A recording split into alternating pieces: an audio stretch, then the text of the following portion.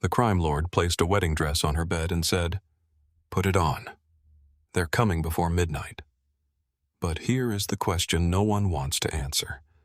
What would you do if the man everyone feared became the only reason you were still breathing? 6 days earlier, Nora Wells was just a trauma therapist from Atlanta, driving through the wet back roads of South Carolina to sell the coastal mansion her dead mother had hidden from her. She expected old furniture, legal papers, and grief she could pack away neatly. She did not expect locked rooms, whispered family names, a private dock in the fog, or Declan Shaw, a dangerous man with blood on his hands and secrets in his eyes. 6 days before that dress touched Nora Wells's hands, she still believed grief could be folded, labeled, and put away. Atlanta was gray that morning, the kind of gray that made the glass towers look tired. Rain slid down Nora's apartment windows in thin, trembling lines while traffic moved below like a slow river of headlights and brake lights. Her suitcase lay open on the bed. Beside it, spread across the white comforter, were the documents that had been mailed to her by a lawyer with a voice too careful to be kind. The name at the top of every page belonged to her mother, Lillian Waverly Wells. Nora stared at the signature for a long time. Her mother's handwriting had always looked elegant, even when the woman was only signing a grocery receipt or correcting a note Nora had left on the refrigerator. Clean loops, firm pressure, no hesitation. Even in ink, Lillian Wells seemed composed. Dead women should not be able to keep secrets. Nora closed the folder and pressed her palm against it, as if she could hold the past shut by force. Her phone buzzed on the dresser. Mia Carter's face appeared on the screen before Nora could decide not to answer. Mia was still in her robe hair, wrapped in a towel coffee mug in one hand, suspicion already sitting in her eyes. "You look like you're packing for court," Mia said. Nora folded a black sweater and placed it in the suitcase. "I'm packing for South Carolina." "That's not better. It's a house inspection, not a crime scene." Mia took a sip of coffee. "Your mother secretly owned a mansion in a coastal town you've never heard of. That is at least crime scene adjacent." Nora gave her a look. Mia leaned closer to the camera. "Say the name again." "Port Mercy. That does not sound like a real town. That sounds like the place a woman drives to in a movie right before she ignores every warning sign." Nora reached for another sweater. "I'm meeting the realtor. I'm reviewing the property. I'm selling it. Then I'm coming back. You keep making it sound like an errand." "It is an errand." "Nora." The softness in Mia's voice made Nora pause. "What?" "You buried your mother 11 days ago." Nora looked toward the rain. "I remember. You do not have to turn this into a business trip just because feelings make you uncomfortable." "They don't make me uncomfortable." Mia stared at her through the screen. Nora sighed. "Fine. They are inconvenient. That is the most you thing you have ever said." Nora sat on the edge of the bed and looked at the documents again. In the corner of the top page was the address: Waverly House, Blackwater Bluff, Port Mercy, South Carolina. "My mother never told me about it," Nora said. "I know. She told me she grew up near Charleston. Once. I was 17. She said it after 2 glasses of wine and then changed the subject when I asked where." Mia's expression softened. Nora ran her thumb over the edge of the paper. She owned this place the entire time. A mansion on the coast, land, a private dock. And she lived in Atlanta like the electric bill was a hostage negotiation. Maybe she had reasons. That is what people say when the truth is ugly. Mia did not argue. The silence sat between them for a few seconds. Nora could hear the rain hitting the window, the faint hum of the heating system, the city pressing on with its life as if hers had not cracked open. "I need the money," Nora said at last. Mia lowered her mug. "If the sale goes well, I can leave the hospital clinic. I can open my own practice. Real trauma work, Longer sessions, better care, no board meetings, no Dr. Levin smiling at donors while taking credit for my programs.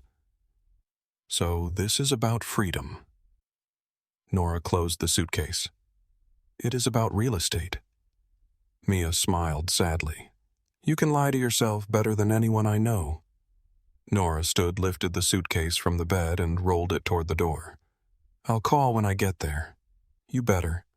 I always call. No, you always text one sentence that says alive, which is not the same as communication. Nora almost smiled. Mia pointed at the screen. And if the house feels wrong, leave. Nora looked at the folder on the bed again. It is just a house. Mia's face went still. People say that about places that remember too much. By noon, Nora was on a flight to Charleston with the legal folder tucked in her carry-on and her mother's name burning through the leather like a hidden flame. She tried to work during the flight. She opened client notes, reviewed treatment plans, read half a journal article on body memory and grief responses. The words made sense, but they did not settle. Her mind kept drifting back to childhood images of her mother. Lillian standing in the kitchen with pearls at her throat and a cigarette burning untouched in an ashtray.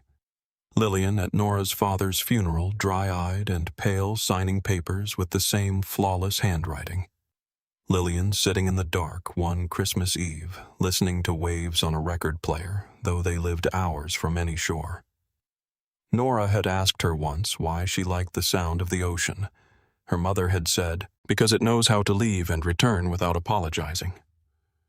At 13, Nora had thought the answer was strange. At 29, she wondered if it had been a confession. Charleston greeted her with wet heat and low clouds. The air smelled of rain salt and old brick. She picked up a rental car from the airport and drove north through streets lined with live oaks, their branches heavy with Spanish moss. The city thinned into marshland. Water flashed silver between reeds. Narrow roads curved past bait shops, clappered churches, and old cemeteries where the stones leaned like tired men. The farther she drove, the quieter the world became. Port Mercy did not announce itself with much. A faded sign stood at the edge of town, painted navy and white, half hidden by marsh grass. Welcome to Port Mercy. Beneath it, someone had placed fresh magnolias in a glass jar. Nora slowed as she passed. The town looked too pretty at first glance. White houses with deep porches, brick storefronts, a marina lined with expensive boats, a church steeple rising against the gray sky. Gas lamps flickered under iron brackets, though it was still afternoon. Men in canvas jackets stood outside a coffee shop, their conversation dying as her rental car rolled by. Nora felt it before she understood it. Recognition. Not of her exactly, of something in her face. She checked the address again and followed the road out of town toward Blackwater Bluff. The pavement narrowed. Oaks arched overhead until their branches braided into a tunnel. Beyond them, the marsh opened wide and dark water channels winding through grass like veins. The sky lowered and the wind pushed against the car. The iron gates appeared at the end of a private road. They were taller than she expected, black and rusted with a crest worked into the center. A raven. A key. A crown. Nora stopped the car. Behind the gates, Waverly House stood on a rise above the marsh. It was enormous. Weathered gray siding, tall white columns, windows that stared toward the water. A wraparound porch sagged slightly at one corner. Ivy climbed the brick foundation. One shutter hung loose and knocked softly in the wind. Behind the house, stone steps disappeared down the bluff toward a private dock hidden among reeds and black water. It did not look abandoned. It looked patient. A man in a tan raincoat waited near the gate, holding a folder tight against his chest. He raised one hand when Nora got out of the car. Ms. Wells. Nora, Caleb Morris, Port Mercy Coastal Realty. His handshake was warm but damp. Nora noticed the way his eyes moved over her face, then toward the house, then back to her. You knew my mother. Caleb hesitated for half a second too long. Most people in town knew of her. That is not what I asked.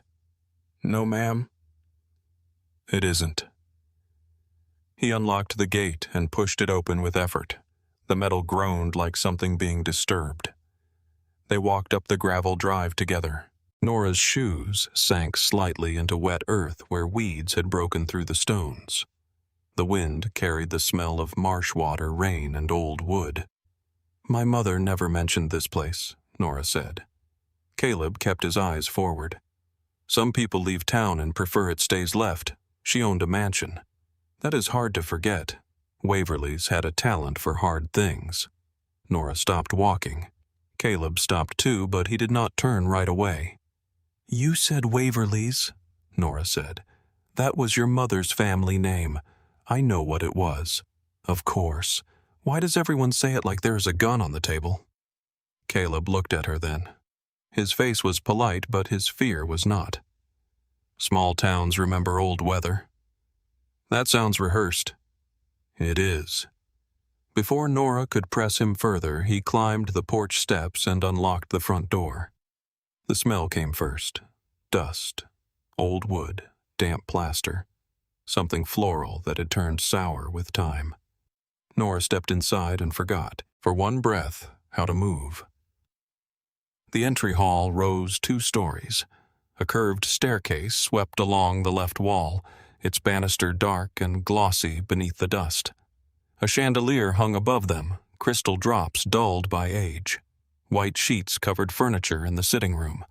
The floors were scratched, but beautiful wide planks of heart pine that had survived storms, parties, funerals, and whatever else this house had held. At the far end of the hall hung a portrait large enough to dominate the room. Nora walked toward it without realizing she had moved. A family stood in a painted parlor. Men in dark suits, women in pearls, children dressed like small adults. At the center was a girl with dark blonde hair, a straight back, and gray eyes that matched Nora's. Lillian. Not Lillian Wells, professor, widow, mother. Lillian Waverly. She could not have been more than 19 in the painting. Her chin was lifted. Her hands were folded. Her mouth was calm. But her eyes were not calm. Nora stepped closer. The painted girl looked trapped in her own skin. Caleb cleared his throat behind her. That portrait comes with the house. Nora did not look away. I can see that. You can have it removed before showing. Why? Well, some buyers might find it severe. Nora almost laughed. Severe was one word. She stared at her mother's younger face. What happened to you? Caleb pretended not to hear. They toured the first floor. The sitting room had water stains on the ceiling and furniture beneath canvas covers.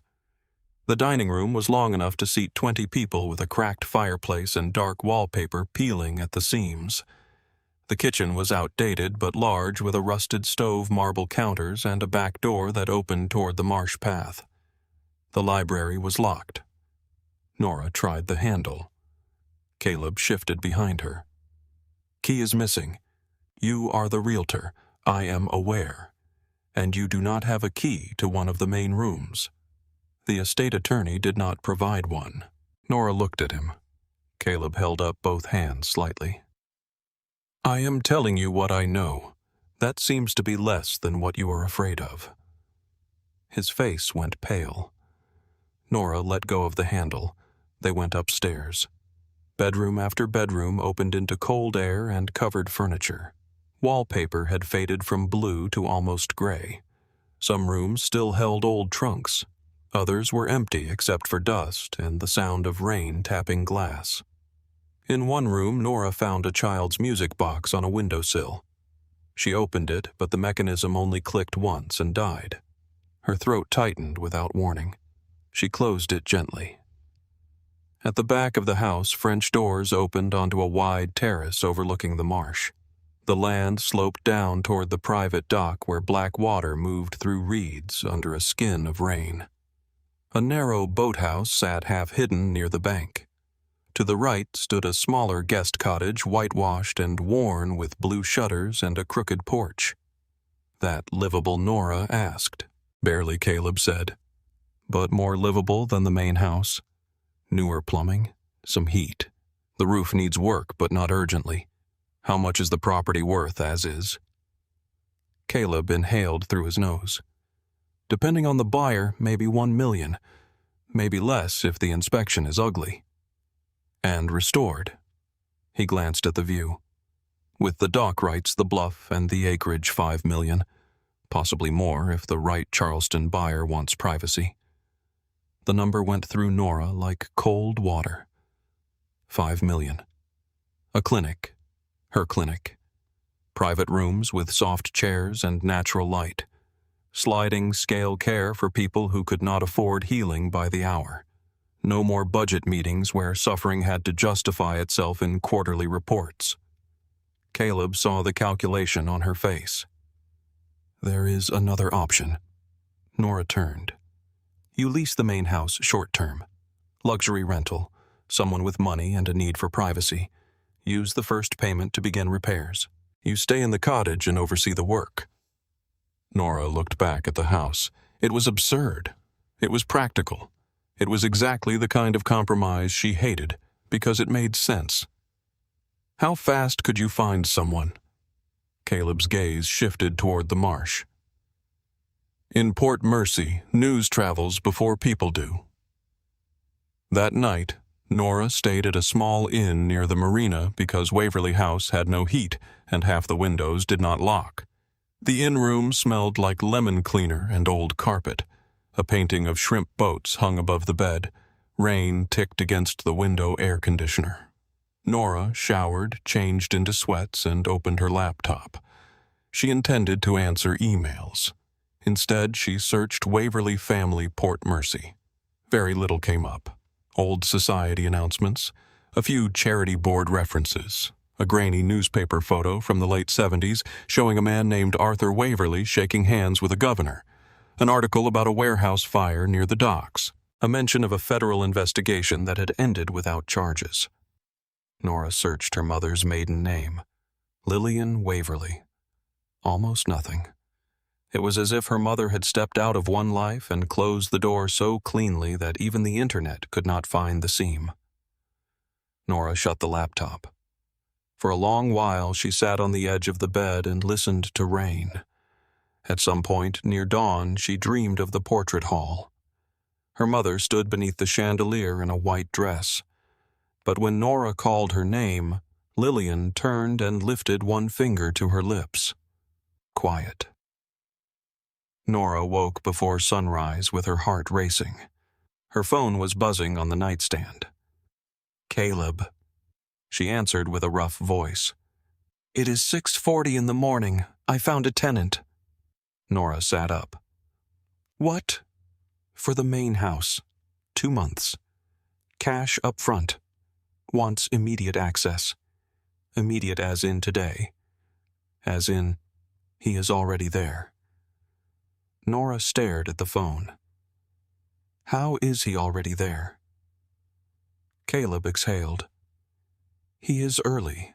Who is he? The pause that followed told her more than the answer. Declan Shaw. Nora waited. Caleb said nothing else. Should that mean something to me? It means you should come now. 20 minutes later, Nora drove up Blackwater Bluff too fast, tires hissing over wet pavement. The iron gates were open when she arrived. That alone made her angry.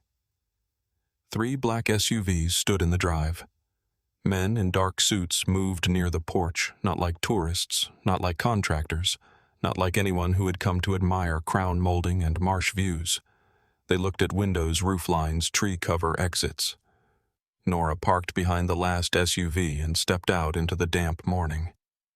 Caleb, she called. No answer. She walked quickly along the path. Her boot caught on a broken stone hidden under wet grass. The world tipped. For one suspended second, she saw the gravel rushing up gray and hard. Then hands caught her at the waist. Not grabbed, caught. Strong, certain, warm through the thin wool of her sweater. Her palms landed against a man's chest. Beneath her fingers, a heartbeat moved slow and steady, nothing like hers. Nora looked up. The man holding her was tall, dressed in a charcoal coat over a black shirt. His hair was dark, brushed back by the rain and wind. His jaw was sharp, his mouth unsmiling, and a faint scar cut near the corner of his lower lip. His eyes were a pale, unsettling green, the color of marsh water under storm clouds. He looked rich. He looked calm. He looked like trouble that had learned manners. "Careful," he said. His voice was low southern around the edges, but not soft. Nora pulled back. "I had it." His gaze moved to the stone she had tripped over. Clearly. She straightened her sweater. "And you are Declan Shaw." He said it like most people already knew whether to step closer or away. Nora did neither. "Good. Then you can explain why my gate is open." Caleb appeared on the porch, face pale. "Ms. Wells, you made it. I noticed." Declan's eyes stayed on her. "This is your house. For now." "For now," he repeated, almost amused. Two men came down the steps behind him. One was lean, light brown hair, sharp blue eyes, a clipboard in one hand. The other was taller, darker, quieter, with the stillness of someone who did not waste motion. Nora did not know their names yet, but she knew what they were before anyone told her. Security, or something close enough to wear the same face. Caleb moved between them with the bright, brittle energy of a man trying to prevent a storm by smiling at clouds. "Ms. Wells, Mr. Shaw is interested in renting the main house." Nora looked at Declan. Interested usually means a person tours the property before invading it. Declan looked toward the porch. "I saw enough. You were inside without me. The gate was open. Because you opened it." His mouth barely moved. Technically, Caleb opened it. Caleb found the gravel fascinating. Nora folded her arms. "This is moving too fast." Declan stepped closer, not enough to crowd her, just enough to make the air seem smaller. "I need privacy for 2 months. You need money for repairs. That makes this simple. Nothing about you looks simple." Something sharpened in his eyes. "What do you do?" "Nora Wells." She hated the way her name sounded in his mouth, like he had already tested the weight of it. "I am a trauma therapist. Are you?" "Yes." That explains the eye contact. That explains why I recognize control issues when they walk through my gate. The man with the clipboard coughed once, badly, hiding a laugh. Declan did not smile, but the corner of his mouth considered it. Caleb cleared his throat. "Mr. Shaw is offering $150,000 for 2 months. Nora looked at him before she could stop herself. The number was outrageous. Declan watched her reaction with uncomfortable patience. "And I will cover immediate repairs needed for safety," he added. "Locks, windows, heat, electrical hazards." Nora forced her expression still. "That is generous." "No, it is convenient." "For whom?" "For both of us, if you stop pretending you do not need it." The words hit because they were true. Nora looked at Waverly House, at the broken shutter, the cracked porch, the windows watching from the second floor, $5 million hiding under dust rot and secrets. Then she looked back at Declan. 300,000. Caleb made a strangled noise. Declan did not blink. Done. Nora's pulse kicked. She had expected negotiation, hesitation, irritation. Not done. "I stay in the guest cottage," she said. "No." "Yes. If I rent the house, I rent the property. You rent the main house. I own the property." His gaze shifted to the cottage, then to the dock beyond the reeds. "I do not want anyone else here." "Then rent somewhere else." For a moment, the only sound was the wind moving through the oaks. Declan studied her with the full force of his attention. It did not feel like flirtation. It felt like assessment, as if he was deciding whether she was a risk, an obstacle, or a problem worth keeping close. At last he said, Fine. Caleb exhaled. Nora did not. She pointed toward the house. No parties, no damage, no illegal activity, no permanent changes without my approval. Repairs go through me. Workers stay out of the cottage. Your men do not approach me unless there is a real emergency. Declan's eyes held hers. You forgot one. What? No lying. Nora almost laughed. You first. For the first time, Declan smiled. It was small, brief, and dangerous because it changed his whole face. I lie when necessary. Then we do not have a deal. He leaned in slightly. You will take the deal, Nora. Her anger rose hot and clean. Careful, Mr. Shaw. You are confusing money with obedience. The quiet man near the steps looked away as if hiding a reaction. Declan's smile disappeared. Declan. What? If we are going to fight for 2 months, you may as well use my name. I prefer Mr. Shaw. No, he said.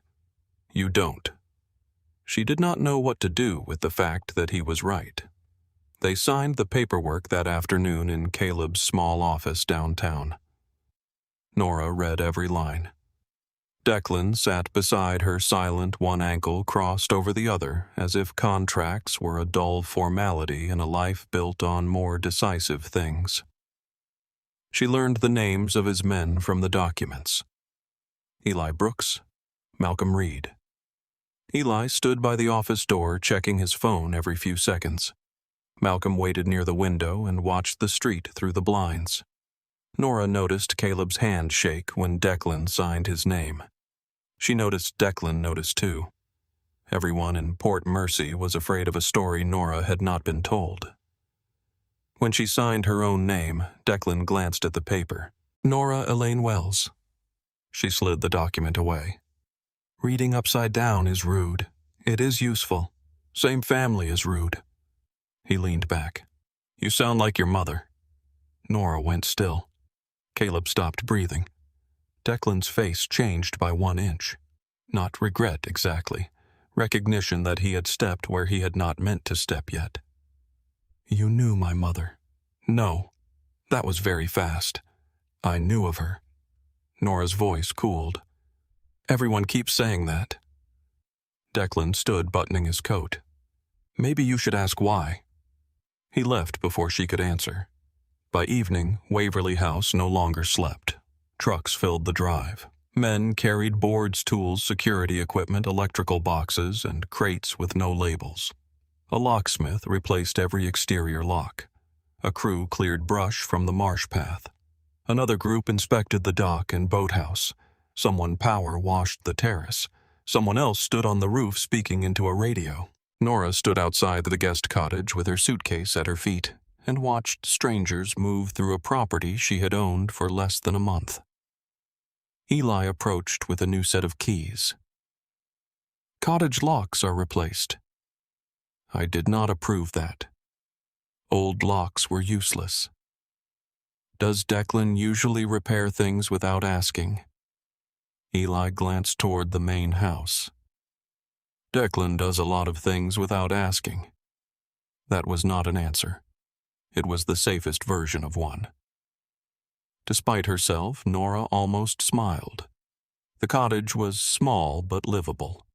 A narrow kitchen, a sitting room with faded blue chairs, one bedroom facing the marsh, a bathroom with cracked white tile and a clawfoot tub.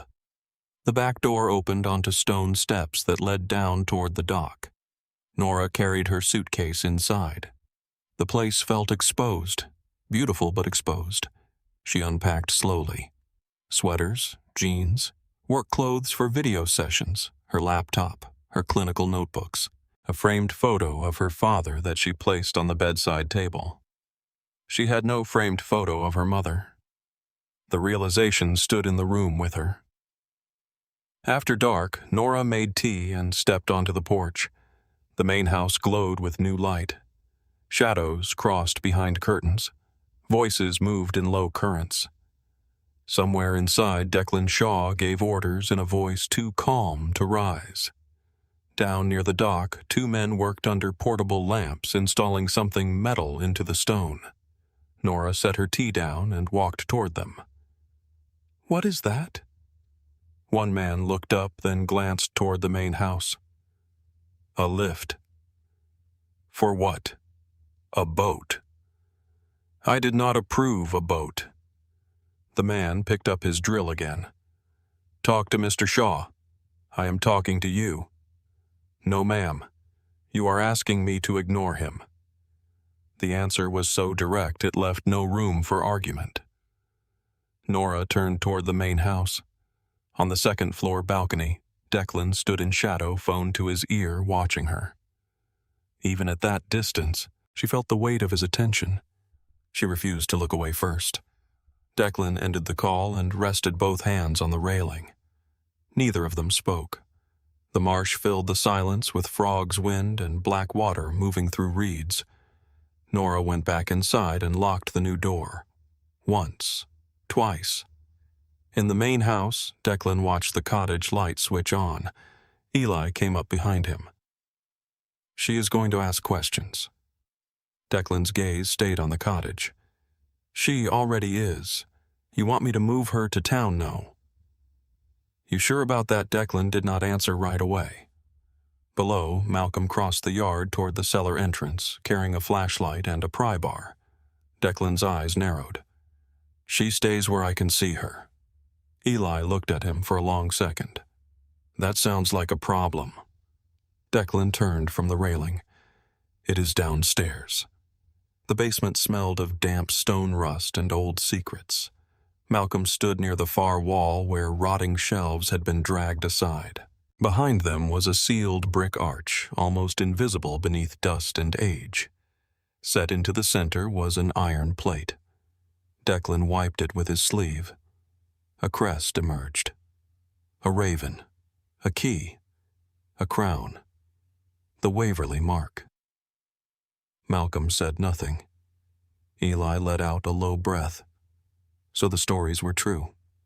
Declan touched the cold iron with 2 fingers, then looked toward the ceiling, toward the portrait hall above them, toward the cottage beyond the walls where Lillian Waverly's daughter was probably telling herself that locked doors made her safe. His voice was quiet enough to disappear into the stone. This was never just a house. Morning came to Waverly House with the sound of hammers.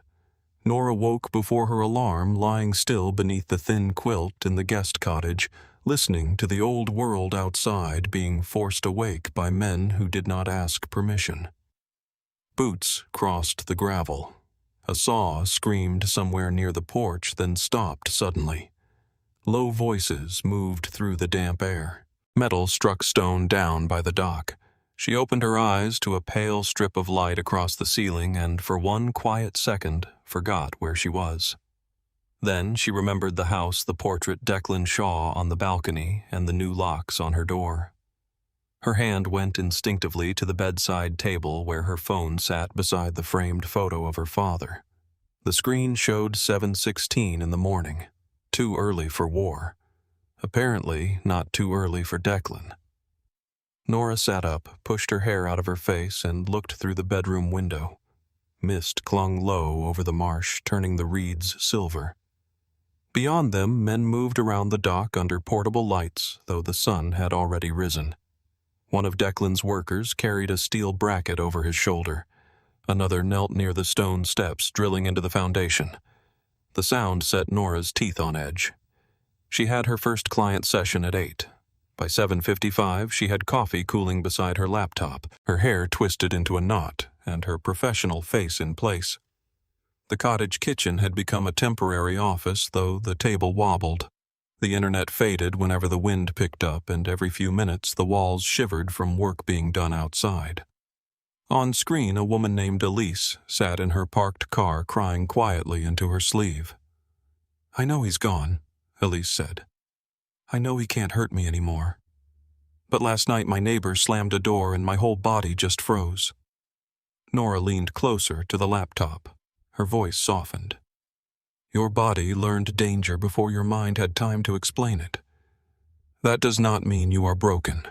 It means your nervous system is still trying to protect you using old information. Elise wiped her eyes. So how do I make it stop? You don't force it to stop. You teach it slowly that this moment is not that moment. As Nora said it, another drill screamed from the dock. Elise flinched on screen. Nora's jaw tightened. I'm sorry, Nora said, keeping her voice even. There is construction nearby. Elise gave a watery laugh. Looks like we both need grounding. Nora smiled because that was what clients needed from her. Warmth, safety, a steady place to fall apart. When the session ended, the smile left her face. She closed the laptop and stood so fast her chair scraped the floor. Outside, the morning air was wet and heavy. Spanish moss swayed from the oaks like gray lace. The main house loomed above the marsh brighter now, with cleaned windows and open doors, but no less watchful. Nora marched down the stone path toward the dock. Two men looked up as she approached. Neither stopped working. What are you installing? One of them tightened a bolt. Boat lift. I did not approve a boat lift. Mr. Shaw did. Mr. Shaw does not own the dock. The man paused just long enough to show he had heard her. Then he returned to the bolt. Nora's anger sharpened. I asked you a question. No, ma'am, he said without looking at her. You gave me a problem I'm not paid enough to solve. She stared at him, then turned toward the main house. The front door stood open. Inside, the entry hall looked different already. The sheets had been stripped from the furniture. The floors had been swept. Dust floated in the light that came through the tall windows. The Waverly portrait still ruled the far wall, but now Lillian's painted eyes seemed clearer, harder, as if the house had washed its face and remembered its secrets. Nora slowed despite herself. Her mother stood at the center of the portrait in a pale dress. Chin lifted, one hand curled at her side. Nora had seen that posture before in her own mirror. A body braced for contact. A face trained not to ask. What did you run from? Nora whispered. Water dripped somewhere above. Nora looked up. Declan Shaw stood at the top of the staircase with a towel around his neck and his black shirt unbuttoned at the throat, damp hair pushed back from his forehead. He looked as though he had come from a shower or a fight. With him, Nora suspected the two were often related. You talk to portraits often, he asked. She turned fully toward him. Only when living people refuse to answer basic questions. His eyes moved over her face, then down to her boots, damp from the marsh grass. The dock, he said. The dock, she repeated. You are drilling into my property. He descended the stairs slowly. I am improving your property. You are altering it without permission. I am making it usable. For what? Declan reached the bottom step and stopped close enough that Nora had to tilt her head to meet his eyes. For a boat. That is not an answer. It is the beginning of one. I do not enjoy riddles. No, he said. You prefer direct lies. They are easier to diagnose. Nora's face warmed. You know, for a tenant, you have an impressive gift for making people regret income. His mouth curved. And for a landlord, you enter occupied houses without knocking. This is my house. For 2 months, that depends on which room you are standing in. He walked past her toward the kitchen as if they had been in the middle of a conversation for years and she was simply expected to follow. Nora stayed where she was. I am not following you. Declan glanced back. Yes, you are. She hated that she did. The kitchen smelled like dust old stone and fresh coffee. Someone had cleaned the counters and opened the shutters. Declan opened a cabinet, found it empty, and frowned as if the house had personally offended him. You have no espresso. I have coffee in the cottage. That is not the same thing. It is in America, not in this house. He took out his phone.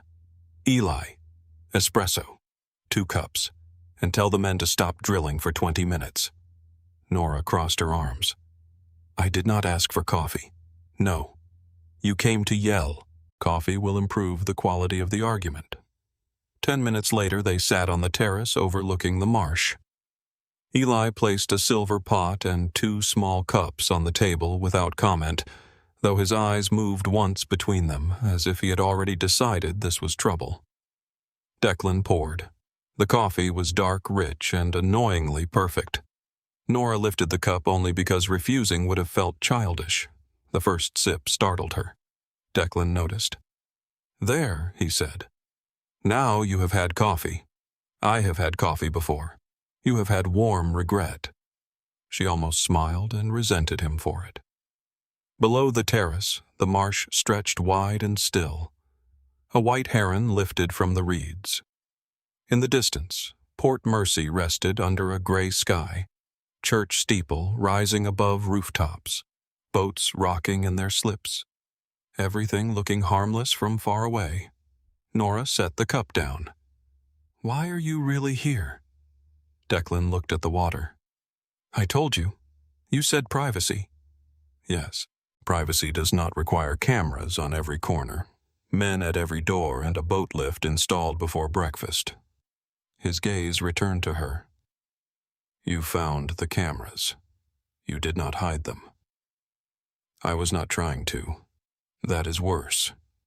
He leaned back. "I am a wealthy man staying in an isolated house. Security is practical. You talk like every sentence has been reviewed by a lawyer, and you listen like every word is evidence." "I'm a therapist." "No," Declan said. "You are a woman who became a therapist because other people are easier to understand than yourself." The words landed too cleanly. Nora stood. The chair scraped against stone. "You do not know me." Declan did not move. "I know you lock your door twice. I know you slept with the kitchen light on. I know you watched the main house until nearly midnight, then pretended you were checking the weather on your phone." Her skin went cold. "Are you watching me?" "I am watching the property. I am on the property." "Yes." The honesty chilled her more than a denial would have. "You do not get to do that. You are alone in a town you do not understand, carrying a name. People still lower their voices to say, 'My mother's name. Your name, too.'" Nora stared at him. "What do you know about my mother?" For the first time, Declan looked away. "Ask someone who owes you the truth." "Do you?" His jaw tightened. "No." The answer hurt in a place it had no right to reach. Nora turned and walked off the terrace. "Keep your men away from my dock until I approve the work." His voice followed her. "You will approve it." She stopped but did not turn. "You are very used to getting what you want." "Yes." A beat passed. Then lower he said, "Not always." Nora kept walking. That afternoon she drove into Port Mercy with Lillian Waverly's name sitting heavy in her mouth. The town records office occupied the first floor of a brick building beside the courthouse. Inside, the air smelled of paper floor polish and rain-soaked coats. An older clerk sat behind the counter reading a paperback with a cracked spine. She looked up when Nora entered. "I'm looking for family records," Nora said. "Waverly." The woman's expression changed so quickly most people might have missed it. Nora did not. The clerk removed her glasses. "And you are Nora Wells." "Lillian Waverly Wells was my mother." The small office went still. A man at a desk in the corner stopped typing. Somewhere behind a half-open door, a chair creaked. The clerk stood. "Wait here." She disappeared into the back room. Nora heard low voices. A drawer opening, papers shifting, then silence. When the clerk returned, she did not bring a file. She brought a slip of paper with an address written in blue ink. "There is one Waverly left in town who might speak to you." Nora took it. "Tessa Waverly." The clerk nodded. "She will talk if she wants to. That is supposed to mean something." "In Port Mercy," the woman said quietly. "Most things do." Tessa Waverly lived in a small blue house near the shrimp docks where the streets smelled of salt diesel and frying oil. Wind chimes sang on the porch. A bicycle leaned against the railing. Nora knocked once. The door opened almost immediately. The woman on the other side had dark curls, warm brown skin, and eyes that widened the moment she saw Nora. "Oh, Lord," she whispered. "You have Lillian's eyes." Nora's breath caught. "I'm Nora Wells. I think we might be related." Tessa did not ask for proof. She stepped forward and hugged Nora so suddenly that Nora froze inside it. Then, slowly, Nora lifted one hand and hugged back.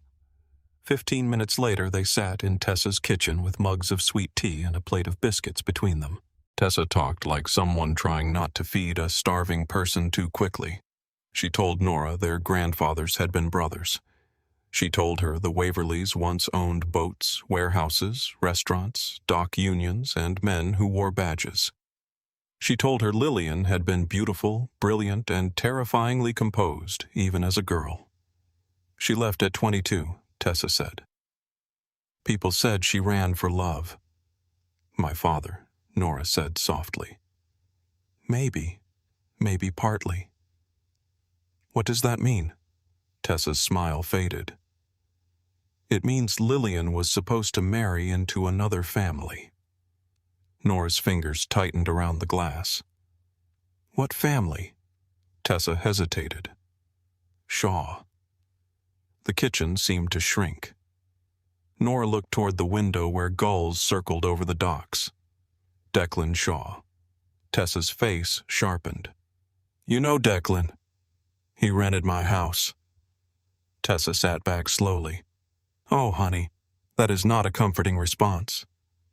"No, it is not. What is he?" Tessa looked toward the street before lowering her voice.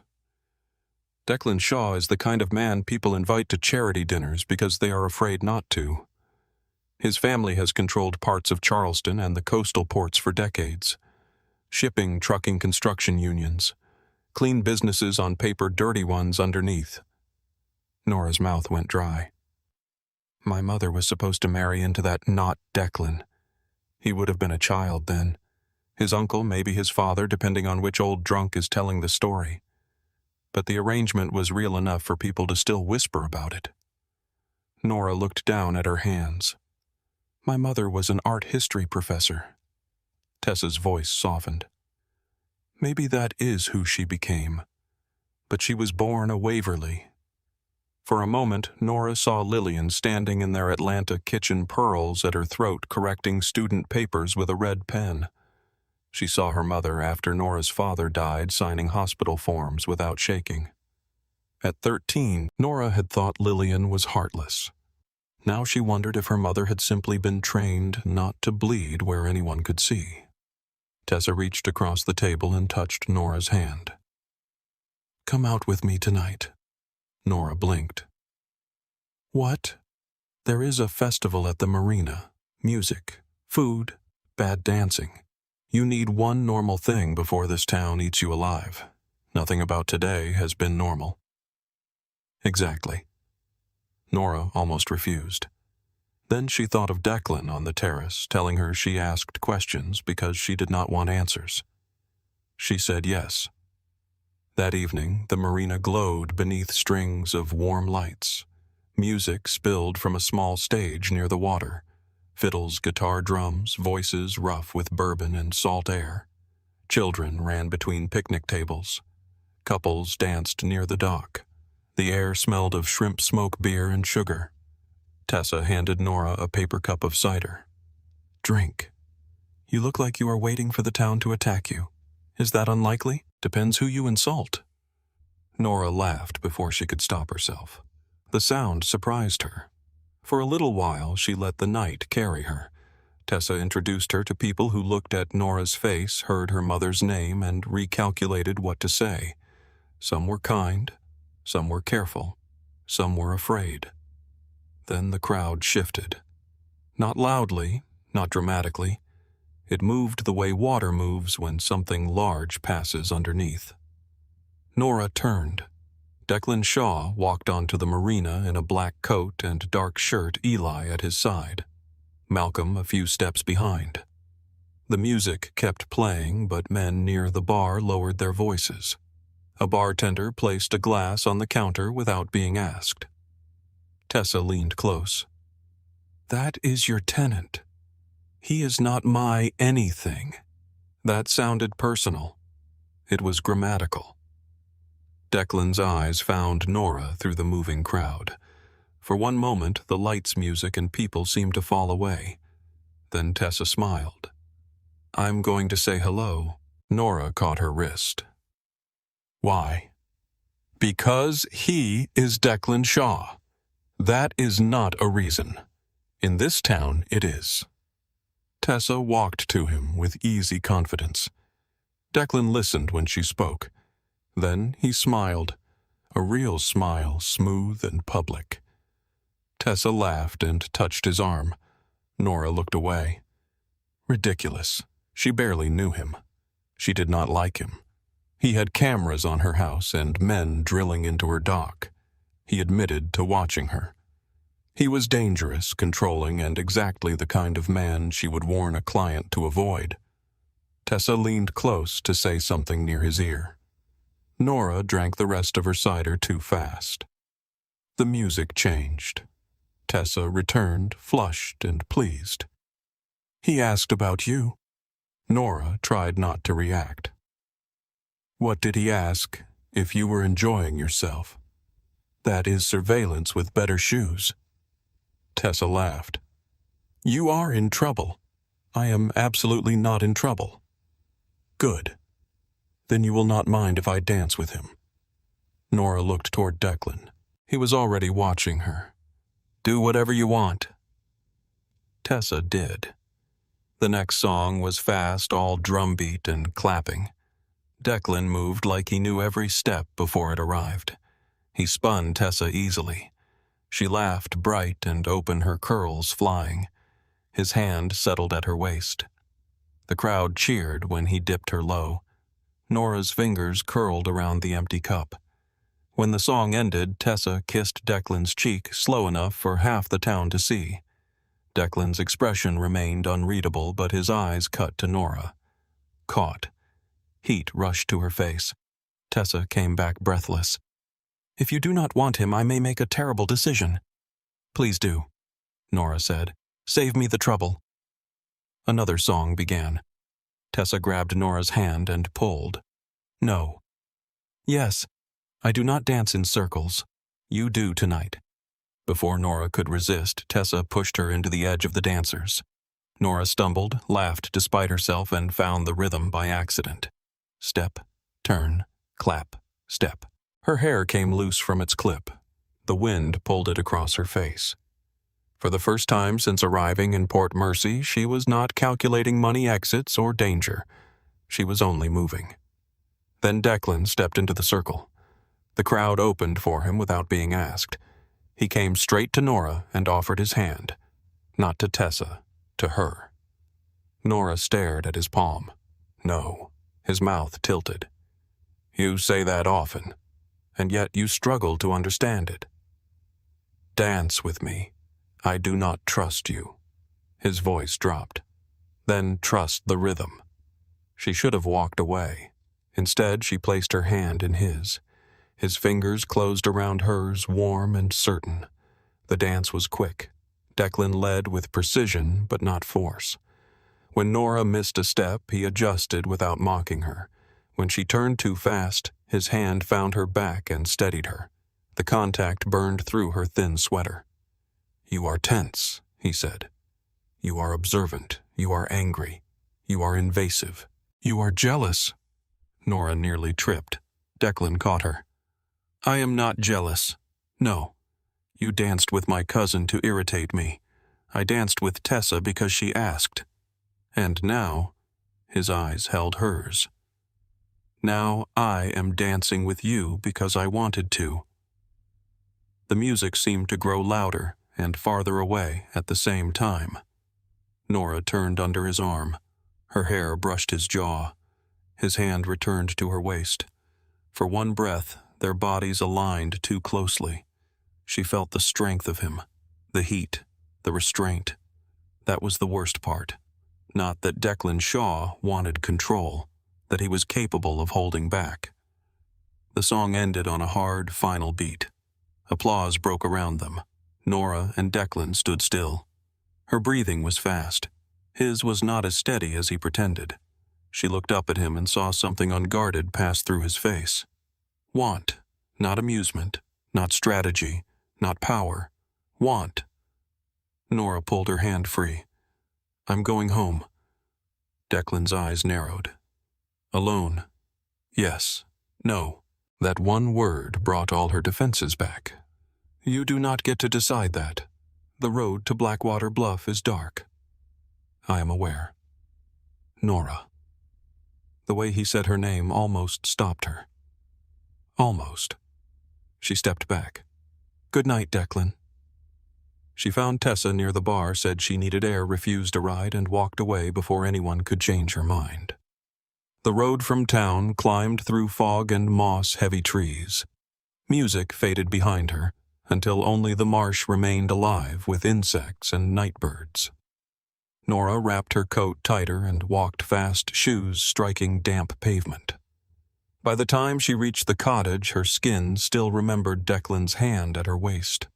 She hated that memory most because it did not feel like fear. Inside, she locked the door once, then twice. She poured a glass of red wine and sat by the window with a book open in her lap. The words blurred. Her mind kept returning to the marina, to Tessa's hand on Declan's arm, to Declan's eyes when he said he wanted to dance with her. Get out of my head, she whispered. The cottage creaked around her. At first she thought it was wind. Then came a scrape from outside, metal against wood. Nora lifted her head. The room went very still. Another sound came from the back near the dock. Her phone sat on the table. She should have picked it up. Instead, anger moved faster than caution. If Declan had sent another man to work on that boat lift in the middle of the night, she was going to make him regret every dollar of the rental agreement. Nora crossed the cottage and opened the back door. Cold air rushed in. The dock lay silver beneath the moon. Black water moved below it. The small boat tied near the reeds rocked gently against the stone, empty. Nora stepped outside. Hello? No answer. The fog shifted. The boat knocked softly against the dock. She exhaled, annoyed with herself. Then the night behind her breathed. A hand closed around her throat. Hard. Her feet left the ground. The wine, the dance, the lights. Declan's hand at her waist, all of it vanished. There was only pressure, only darkness, only the terrible knowledge that she could not scream. The hand around Nora's throat was not frantic. That was what terrified her most. It was steady, practiced, almost patient. Whoever held her knew exactly how much pressure to use, enough to lift her toes from the wet stone, enough to close her airway, enough to turn her hands into useless claws against leather and bone. The dock blurred beneath her. Black water moved below, thick with moonlight and fog. Nora kicked backward. Her heel struck a shin. The man behind her grunted but did not loosen his grip. His arm locked across her collarbone, dragging her against a chest that smelled of rain mint and cold metal. He leaned close to her ear. Waverly blood, he whispered. The words cut through her panic. Then he hit her. Pain flashed white across her mouth. For one impossible second, she was 13 again, standing in a hospital hallway while her mother signed papers after her father died. Lillian had not cried. She had not shaken. She had stood there in pearls and silence while Nora's whole world collapsed. The memory vanished beneath the pressure at her throat. Nora tried to scream. Nothing came out. A voice moved through the fog. Let her go, Declan. The man holding her turned, dragging Nora with him. Her back slammed harder against his chest. His hand remained at her throat. Through tears and darkness, Nora saw Declan standing at the edge of the dock. He wore no coat, only a black shirt open at the throat and soaked with rain. His hair was wet against his forehead. In his right hand he held a gun. His face was not angry. It was worse than angry. It was empty. "Step away from her," Declan said. The masked man laughed softly. "You always did like damaged things, Shaw." Declan did not blink. "You have 3 seconds." Nora's vision tunneled. Declan became a dark shape surrounded by mist and silver water. The man shifted behind her. Declan's eyes flicked once to Nora's face. For the first time since she had met him, she saw fear. Not for himself. For her. That was the last thing she saw before the world folded into black. Voices reached her first. Not words. Edges. A man shouting. Boots on stairs. A door slamming. Declan speaking in a low, dangerous stream of orders that sounded like command after command after command. Nora floated somewhere beneath it. Her body hurt from far away. Then pain found her. Her throat burned as if fire had been poured down it. Her lip throbbed. Her jaw pulsed with every heartbeat. She opened her eyes. Dark wood beams came slowly into focus. A brass lamp. Rain tapping against tall windows. Sheets that were not hers. A room that smelled of cedar smoke and clean linen. She tried to sit up. A hand caught her wrist. "Do not." Declan sat beside the bed. His sleeves were rolled to his forearms. There was blood on one cuff. A white cloth, a bowl of water ointment, and an ice pack sat on the nightstand. Nora tried to speak. Only a broken rasp came out. Declan's expression tightened. "Do not talk." She glared at him because it was the only strength she had left. He dipped the cloth into the water and brought it toward her split lip. "This will sting." She flinched before he touched her. He stopped. Something moved through his eyes. Guilt, maybe. Or restraint. "I will be careful," he said. The cloth touched her mouth. Pain snapped through her. Her fingers curled into the sheet. Declan's jaw flexed as if the pain had entered his body too. "I know," he said, quietly. "I know." She grabbed his wrist before he could pull away. Her voice came out shredded. "Who?" Declan looked down at her hand around his wrist, then back to her face. "Not now." Her eyes hardened. "Who?" A muscle moved in his cheek. One of Creed's men. The name meant nothing to her. It meant everything to him. "Police," she rasped. Declan's face closed. "No." Nora pushed against the mattress. Dizziness hit fast. The room tilted.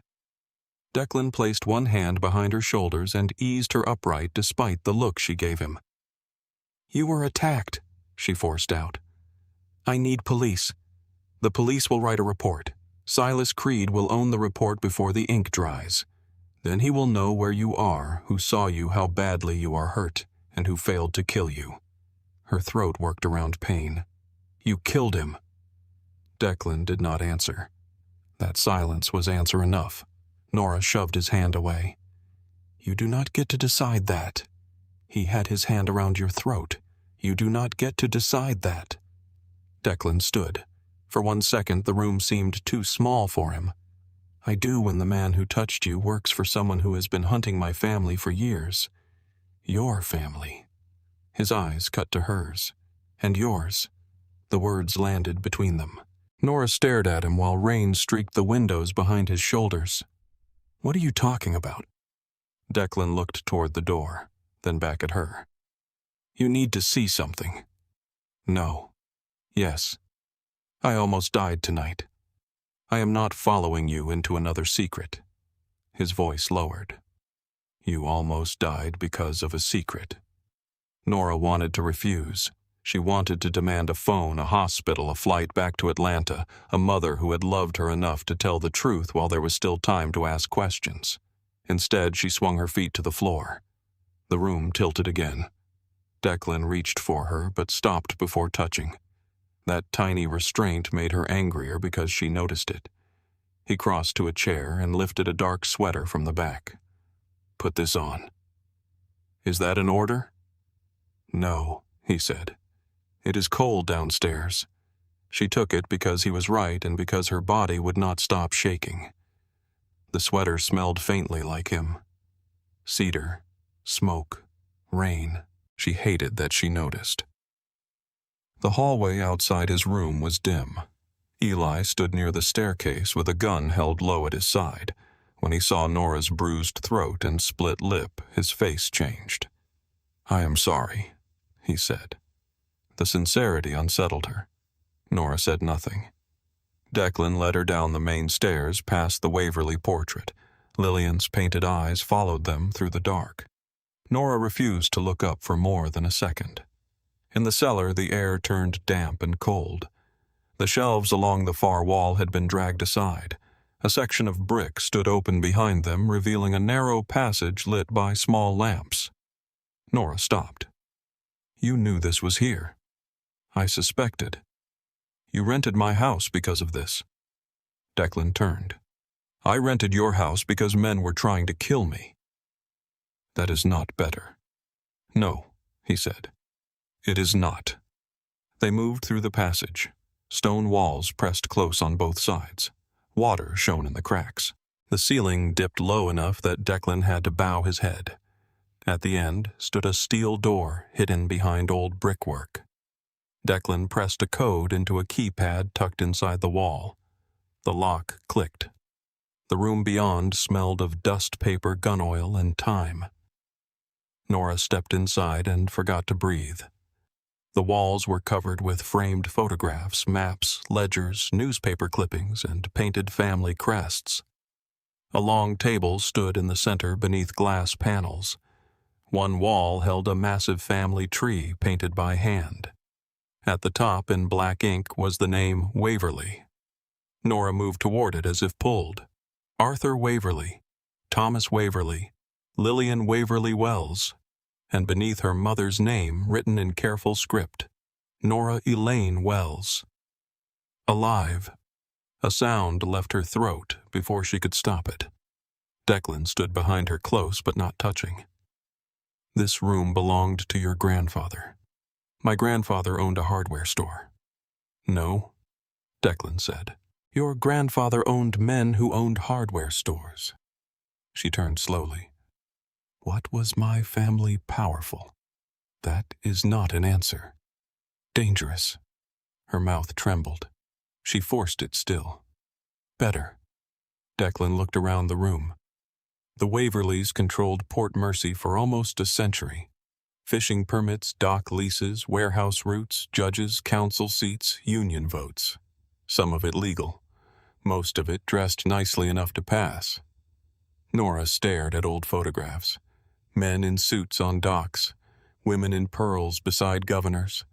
Her mother at 19 standing beside a hard-eyed man with silver hair. Lillian looked beautiful, cold, trapped. She never told me, Nora whispered. She left before they could use her how Declan hesitated. Nora heard it. Her eyes narrowed. "Say it. She was supposed to marry into my family."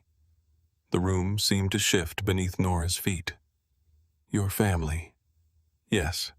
My mother was supposed to marry a Shaw. My uncle, according to most records. Possibly my father if the politics changed. These families traded loyalty through blood. Marriage meant territory, protection, silence." Nora laughed once, but there was no humor in it. "That is disgusting." "Yes." The agreement surprised her more than if he had defended it. Declan opened a folder on the table. Inside were clippings about fires, missing men, federal investigations, businesses transferred under shell names. "Lillian ran," he said. "She married your father in Atlanta and cut every tie she could. After she left, the Waverly structure collapsed. Some people were relieved. Some lost fortunes. The Creeds took what was left." "Silas Creed." Declan placed a photograph on the table. A man in his 40s stared up from it with pale eyes and a politician's smile. He wants Port Mercy without Waverly blood complicating the claim. I came here to sell a house.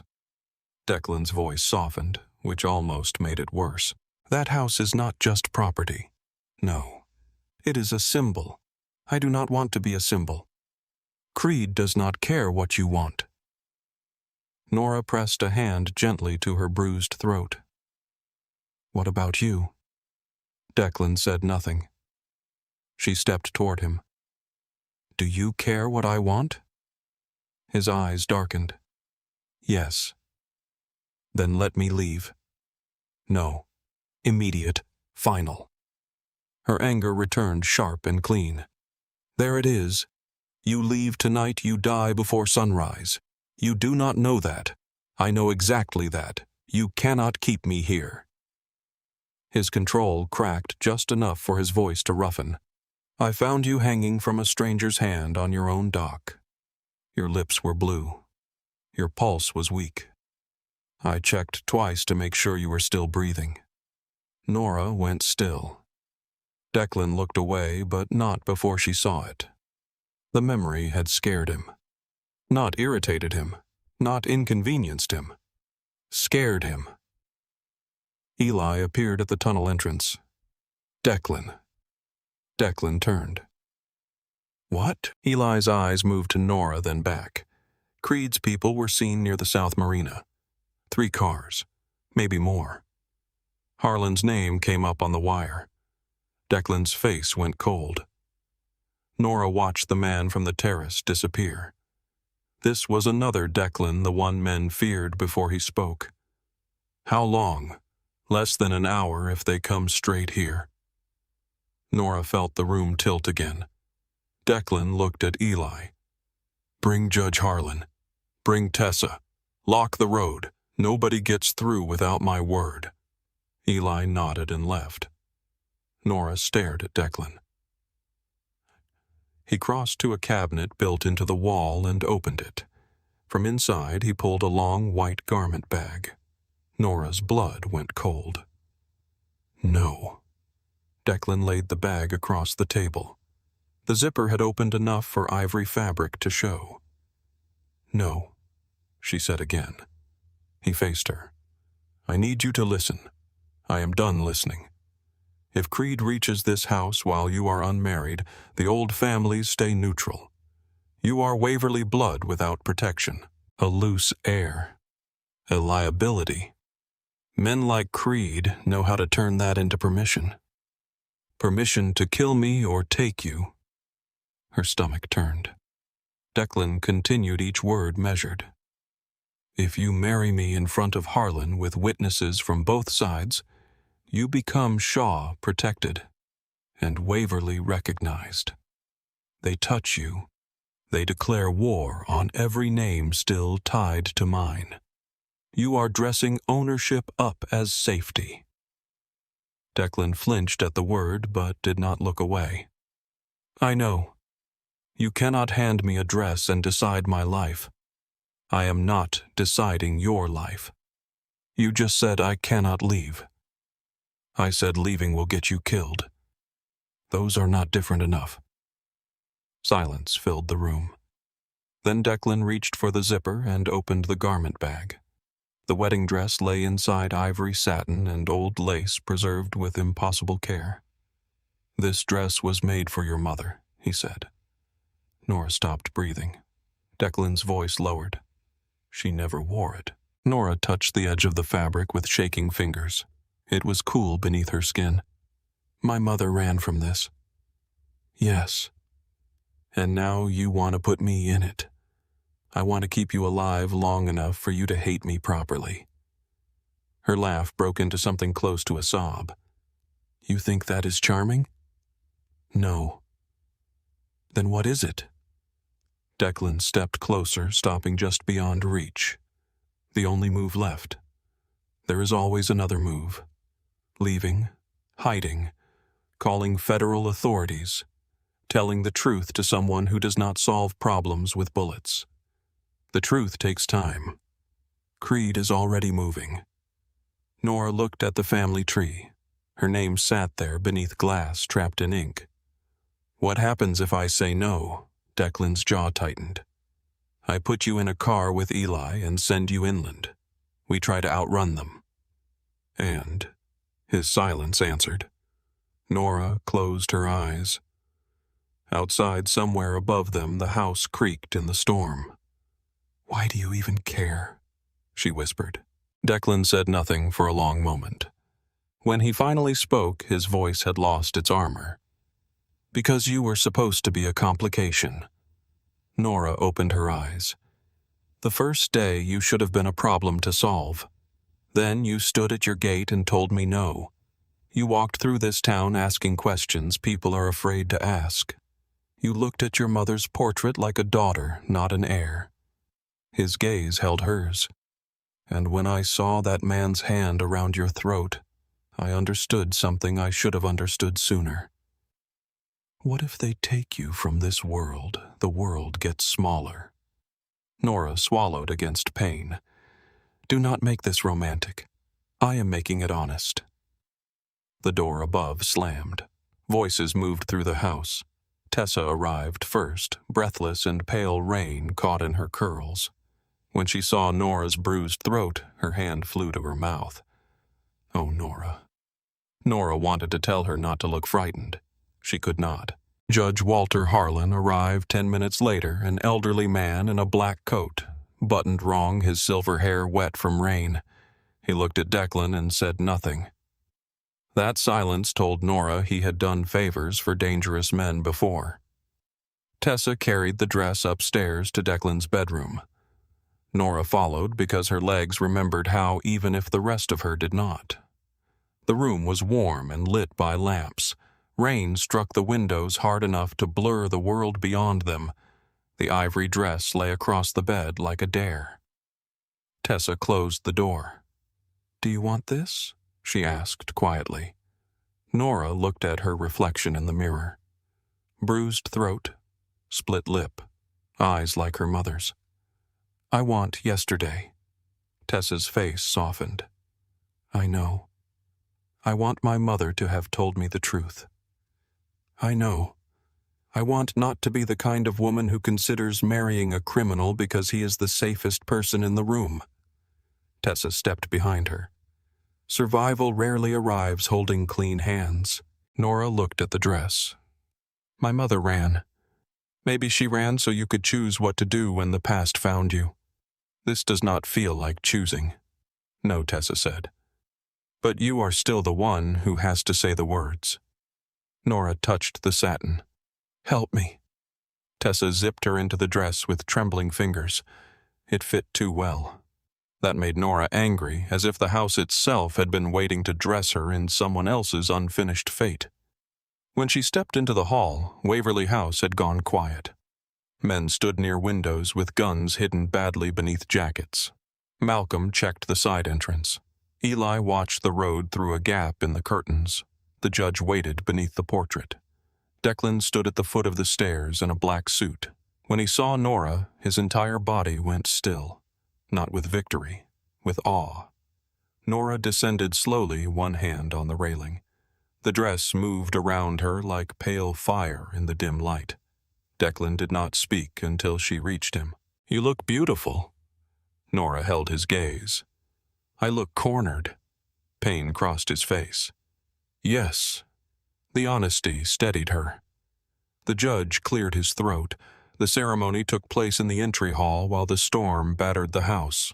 No flowers, no music, no guests except the ones carrying guns. Harlan's voice shook through the opening words. Nora heard almost none of them. She heard rain, the marsh wind, Eli murmuring into a radio, Tessa breathing behind her, Declan beside her, close but not touching. When the judge asked if she took Declan Shaw as her husband, Nora looked up at the portrait. Lillian Waverly stared back from another life. Nora thought of her mother running from this dress. She thought of the hand at her throat. She thought of Declan in the fog, afraid for her. Then she looked at him. I do. Something inside Declan's eyes gave way. When his turn came, his voice did not shake. I do. He slid a ring onto her finger. It was warm from his hand. The judge pronounced them husband and wife. Declan turned to Nora. For one suspended second, he waited, not taking, asking without words. Nora hated that it mattered. She lifted her chin. Declan kissed her. It was not soft, but it was careful. A vow pressed against pain. A promise with blood near the edge of it. Then a gunshot cracked through the storm. Glass shattered across the east window. Tessa screamed. Declan pulled Nora behind him as men outside opened fire on Waverly House. The wedding dress tangled around Nora's legs like moonlight caught in a trap. Declan raised his gun. "Stay behind me." Nora gripped the torn satin in both hands and tasted blood on her lip. "No," she said, her voice raw but steady. "I am done standing behind anyone." The second shot tore through the front door. Wood burst inward. Candle flames jumped. Judge Harlan dropped to the floor with both hands over his head, his prayer breaking apart in the smoke-thick air. Tessa screamed once. Then Eli grabbed her around the waist and pulled her behind the dining room wall, just as another bullet cracked through the entry hall. Declan did not move like a man surprised. He moved like a man who had been expecting the devil and was only irritated by the timing. His arm hooked around Nora's waist and drove her behind the curve of the staircase. Glass scattered across the floor. Rain blew in through the broken window, cold against her bare shoulders. The wedding dress dragged behind her ivory satin, catching on splinters and shards. "Down," Declan said. Nora hit the floor beside the bottom stair. Her knees slammed into marble. Pain flashed up her legs, but she barely felt it through the roar of her heartbeat. "I can move," she said. "I know." He checked his gun without looking at her. The words should have sounded dismissive. They did not. They sounded like trust held under pressure. Another window shattered. Malcolm fired from the library doorway. The sound cracked through the house and made the chandelier tremble above them. Outside, a man shouted and fell hard against the porch. The smell came next. Gunpowder, rain, broken wood, candle wax. Nora pressed one hand to her bruised throat and forced air through the pain. The house that had been a wedding chapel 1 minute ago had become a battlefield. Men moved through the dark like shadows with weapons. Somewhere near the kitchen, someone shouted into a radio. From the dining room, Eli barked orders at Tessa to stay low.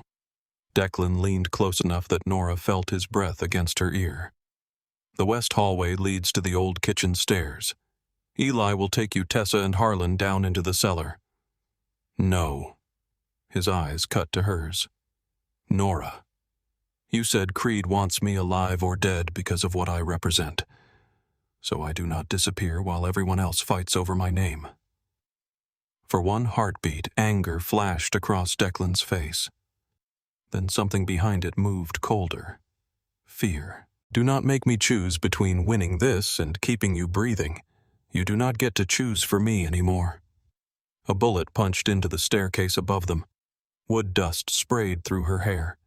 Declan flinched toward her, shielding her with his body before he seemed aware he had done it. Nora looked past his shoulder. Across the entry hall, the Waverly portrait hung crooked from the impact. Lillian's painted face watched the room collapse into violence. Beneath the lower edge of the frame, a small brass notch caught the light. Nora froze. She had seen that mark before. Not on the portrait. On the map in the hidden archive. Her mother's house did not have one way out. It had several. Declan. Not now. The west hallway is wrong. He stared at her. What? The map in the archive. There is a servant passage behind the library wall. It connects toward the boathouse tunnel.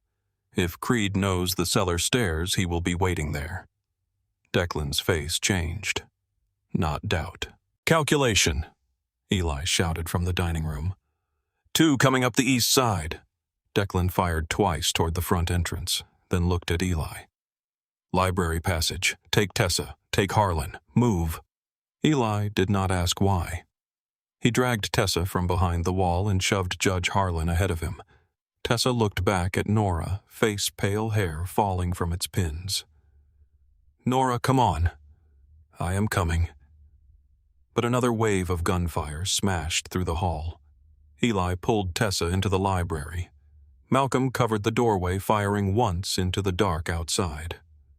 A shape dropped beyond the broken porch rail.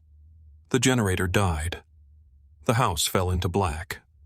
Only lightning and muzzle flashes cut the darkness open. Nora's breath came fast. Her bruised throat burned with every inhale. Declan touched her wrist. Not grabbing. Grounding.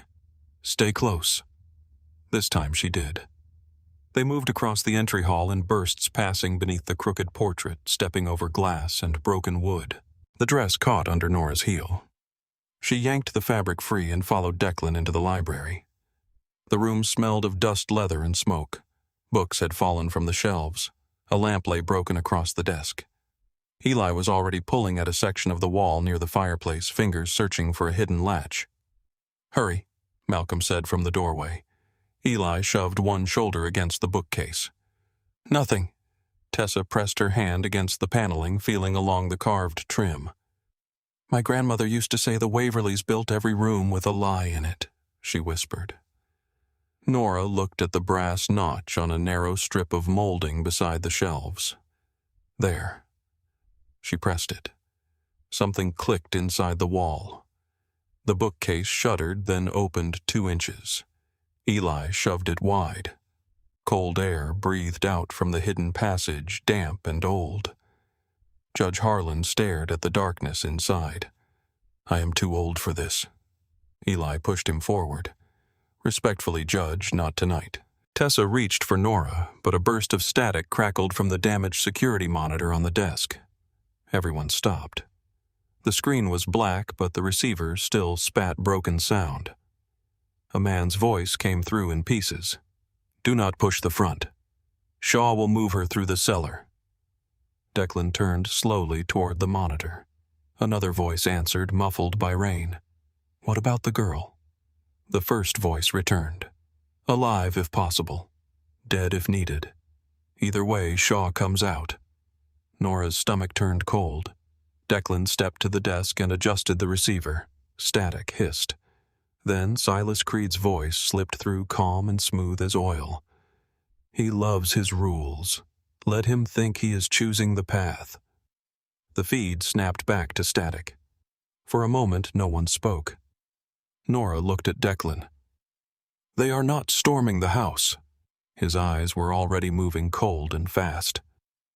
"They are herding us. To the dock." Malcolm stepped inside the library, blood at his temple from a cut Nora had not seen before. "The back entrance is hot. 3 men near the kitchen yard, maybe more in the marsh." Eli's gun shifted a fraction toward him. Malcolm noticed. His face did not change. Nora felt the air in the room tighten. Eli spoke first. "You checked the back entrance 2 minutes before they hit it." Malcolm's jaw flexed.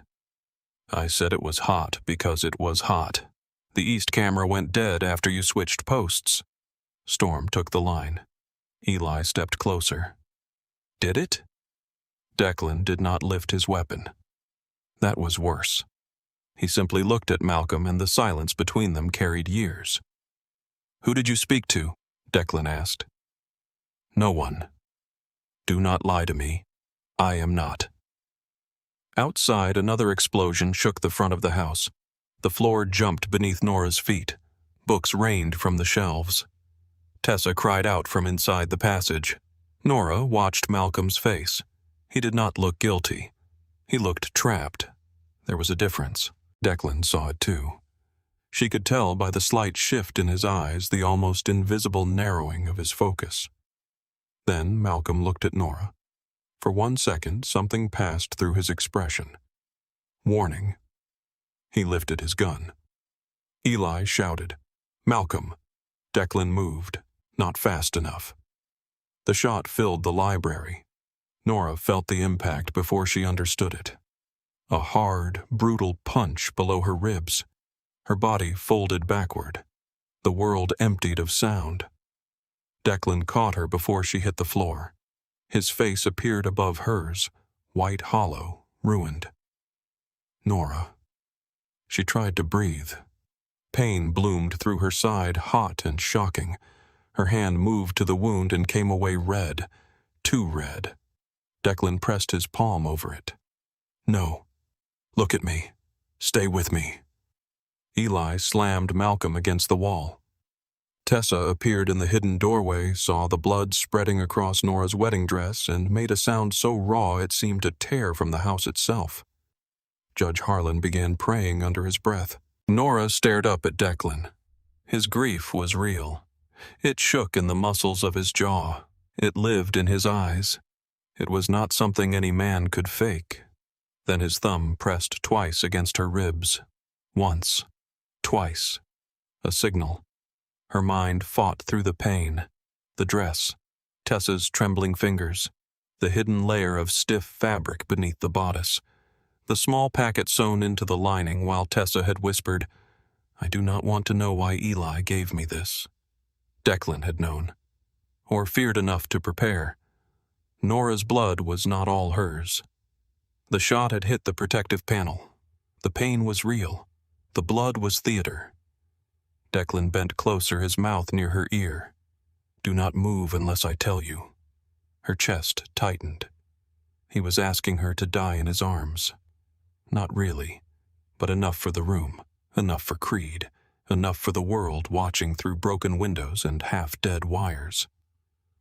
Nora let her body go limp. Declan lifted her in his arms. The sound that tore out of him was low and terrible. It made Eli go still. It made Tessa cover her mouth with both hands.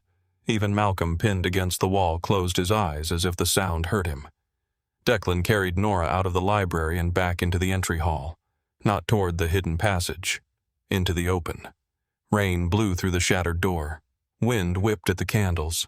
Gunfire slowed when Declan stepped into view with Nora's limp body against his chest, her white dress soaked red. His voice ripped through the storm. "Creed." The firing stopped. For one long breath only, Rain spoke. Then a figure moved beyond the broken doorway. Silas Creed walked through the ruined entrance under a black umbrella held by one of his men. He wore a dark overcoat, polished shoes, and the relaxed expression of a man attending a funeral he had arranged. His pale eyes found Nora. He smiled. "So the Waverly girl bleeds after all." Declan held her tighter. Nora let her head fall against his chest. Her eyes remained barely open, unfocused. Every instinct screamed at her to move, to gasp, to fight. She stayed still. Creed stepped over broken glass. Behind him, armed men spread through the doorway and along the porch, their weapons pointed inward, hungry for the mistake that would let them finish this. Declan's voice was low enough to chill the room. "You did this." Creed glanced toward Malcolm, who stood at the edge of the library with Eli's gun pressed to his back. "Family disappoints. Men disappoint. Blood disappoints most of all." Declan's breathing changed against Nora's cheek.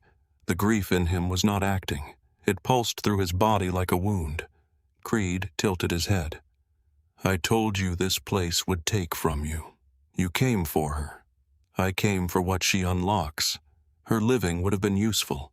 Her death is cleaner." Nora felt Declan's arm tighten beneath her knees. Creed continued, voice almost gentle. "Do you understand now, Shaw? The old names are dead. Waverly. Harlan. All those rotting families with their rules and their rings. This coast belongs to men who know when to bury sentiment." Declan looked at him. "You think this is about sentiment?" Creed smiled wider. "You are carrying a dead woman in your arms during a gunfight." "So, yes." Nora felt Declan's mouth lower toward her hair. His whisper was barely air. "Breathe shallow." Then he looked up. "You wanted me out of position." Creed's smile thinned. "You are out of position." "No." Declan's eyes moved once to the chandelier. Eli saw it from the library. Malcolm did too. Declan said, "You are." The west side of the house erupted. Not in flame, not yet. In darkness and smoke. Eli fired through the side hall. Malcolm twisted suddenly, knocking the gun from Eli's grip, but instead of turning on him, he drove his shoulder into one of Creed's men who had slipped through the dining room. The man crashed into the wall. Malcolm took his weapon and fired twice. Creed's face changed. Just a flicker. Enough. Declan moved. He dropped behind the staircase with Nora still in his arms as gunfire exploded through the hall. Wood splintered above them. Marble chipped under bullets. Creed shouted orders, no longer smooth, no longer certain. Nora kept her eyes closed. Declan lowered her behind the stair. "Can you move?" Her lips barely parted. "Yes, on my count." A bullet hit the wall above them. Dust fell across her face. "Now!" Nora rolled onto her side and crawled toward the shadow beneath the stairs. Pain tore through her ribs where the panel had taken the shot. Her breath came thin and sharp. The dress tangled around her legs. She ripped at the satin, tearing it up the side so she could move. Declan fired over her shoulder. Eli appeared out of the smoke, dragging Judge Harlan with one hand and pulling Tessa with the other. Tessa saw Nora moving and nearly collapsed with relief, but Eli clapped a hand over her mouth before any sound could escape. Malcolm covered the rear. For a moment, Nora met his eyes. He had shot her. He had saved her. Both truths stood there between them. Then he turned and fired into the smoke. Declan grabbed Nora's hand and pulled her into the hidden corridor behind the library wall. Tessa stumbled after them. Eli shoved Harlan through. Malcolm came last, slamming the panel shut as bullets tore through the shelves. The passage was pitch black except for Eli's flashlight. They moved fast. Nora's side burned. Her throat burned. Her bare feet slipped on cold stone beneath the torn hem of her wedding dress. Declan stayed beside her, one hand hovering near her back, but not touching unless she stumbled. Tessa whispered, "You are alive." Nora could not answer. If she spoke, she might cry. The passage sloped downward. Water dripped from the ceiling. The air smelled of earth and salt. Behind them, the house shook with violence. Ahead, the tunnel split. Eli pointed left. Marsh exit. Declan shook his head. Too obvious. Malcolm said Creed has men at the dock and Marsh Road. He expects water. Nora stopped. The old map flashed in her mind. Lines beneath glass. Her mother's portrait. The boathouse tunnel. The storage room beneath the bluff. "No," she whispered. Declan looked at her. "What?" "He expects water because someone let him expect water. But the archive map had a dry route. A coal passage." Eli frowned. "Coal." "For the old furnace. It ran from the cellar to the service road behind the cemetery." Judge Harlan lifted his head. "She is right." Everyone looked at him. The old man swallowed. "Arthur Waverley used it during raids. I was a boy, but I remember my father speaking of it." Declan's gaze locked on Nora. "Where?" She closed her eyes, forcing the image into place. "Back 20 steps. Then right. There should be a wall that does not match the stone." They doubled back. The sound of the battle above them became a distant beast. Eli swept his flashlight over the walls until Nora saw it. A rectangular patch where the stones were smaller, newer, too neat. There. Malcolm slammed his shoulder into it. Nothing. Again. The wall shifted. Declan handed his gun to Eli and joined him. Together they hit the stone until the old mortar broke. Cold air seeped through. A narrow opening appeared beyond it. Declan turned to Eli. "Take Tessa and Harlan out. Get them to the service road. Make sure Harlan lives long enough to talk." Judge Harlan looked offended. I intend to live longer than all of you out of spite. Eli grabbed his arm. Good. Move. Tessa caught Nora's hand. Her fingers trembled. Come with us. Nora looked at Declan. He was already looking back. I cannot, Nora said. Tessa shook her head. No. Creed has to believe I am dead. He already saw you. He saw what Declan wanted him to see. If I leave with you and one of his men spots me, everyone dies for nothing. Tessa's eyes filled. Nora squeezed her hand. Go! Eli pulled Tessa through the opening before she could argue again. Judge Harlan followed, muttering prayers and curses in equal measure. Malcolm remained. Declan turned to him. You know what to do. Malcolm nodded. Nora stared at both of them. What are you doing? Declan's face became unreadable again, and Nora hated it because she had learned what it cost him. Ending this. No. Nora. No. Do not use that voice with me. You do not get to marry me, shoot me through a plan I did not agree to, fake my death, and then walk back into that house like I am supposed to stand here grateful. Malcolm looked away. Declan did not. I am not asking you to be grateful. Good. I am asking you to live. That is not the same as leaving me. A blast shook the tunnel. Dust rained down. Somewhere above, part of Waverly House groaned. Declan stepped close, not touching, never touching now unless she gave him permission. Creed will not stop while he believes there is something left to claim. The house has to go. The records have to go. The dock stores have to go. The old roots have to go. Nora stared at him. My mother's house. Your mother's prison. That is not yours to decide. Pain crossed his face. Real. Immediate. I know. The answer broke something open in her because it was too honest and not enough. Declan reached into his coat and pulled out the ring box from the ceremony. The old Waverly ring, the one he had placed on her finger minutes before bullets tore through the house. He pressed it into her palm. If you hate me after tonight, hate me alive.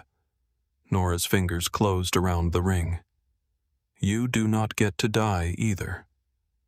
A faint, ruined smile touched his mouth. I will do my best. That is not a promise. No, he said. It is the only honest thing I have. Then he turned before she could reach for him. Malcolm guided Nora down a side passage. She fought him for 3 steps, then pain stole her strength.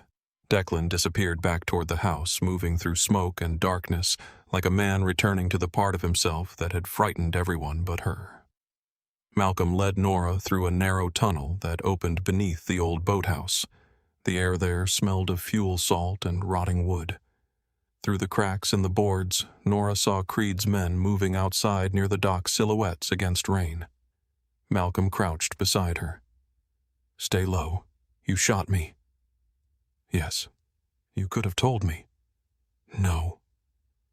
She glared at him through pain and darkness. He looked almost apologetic. You are not a good liar. Declan needed your fear real. Nora wanted to hate him. She did. But not cleanly. From the house, Declan's voice boomed through a damaged speaker system.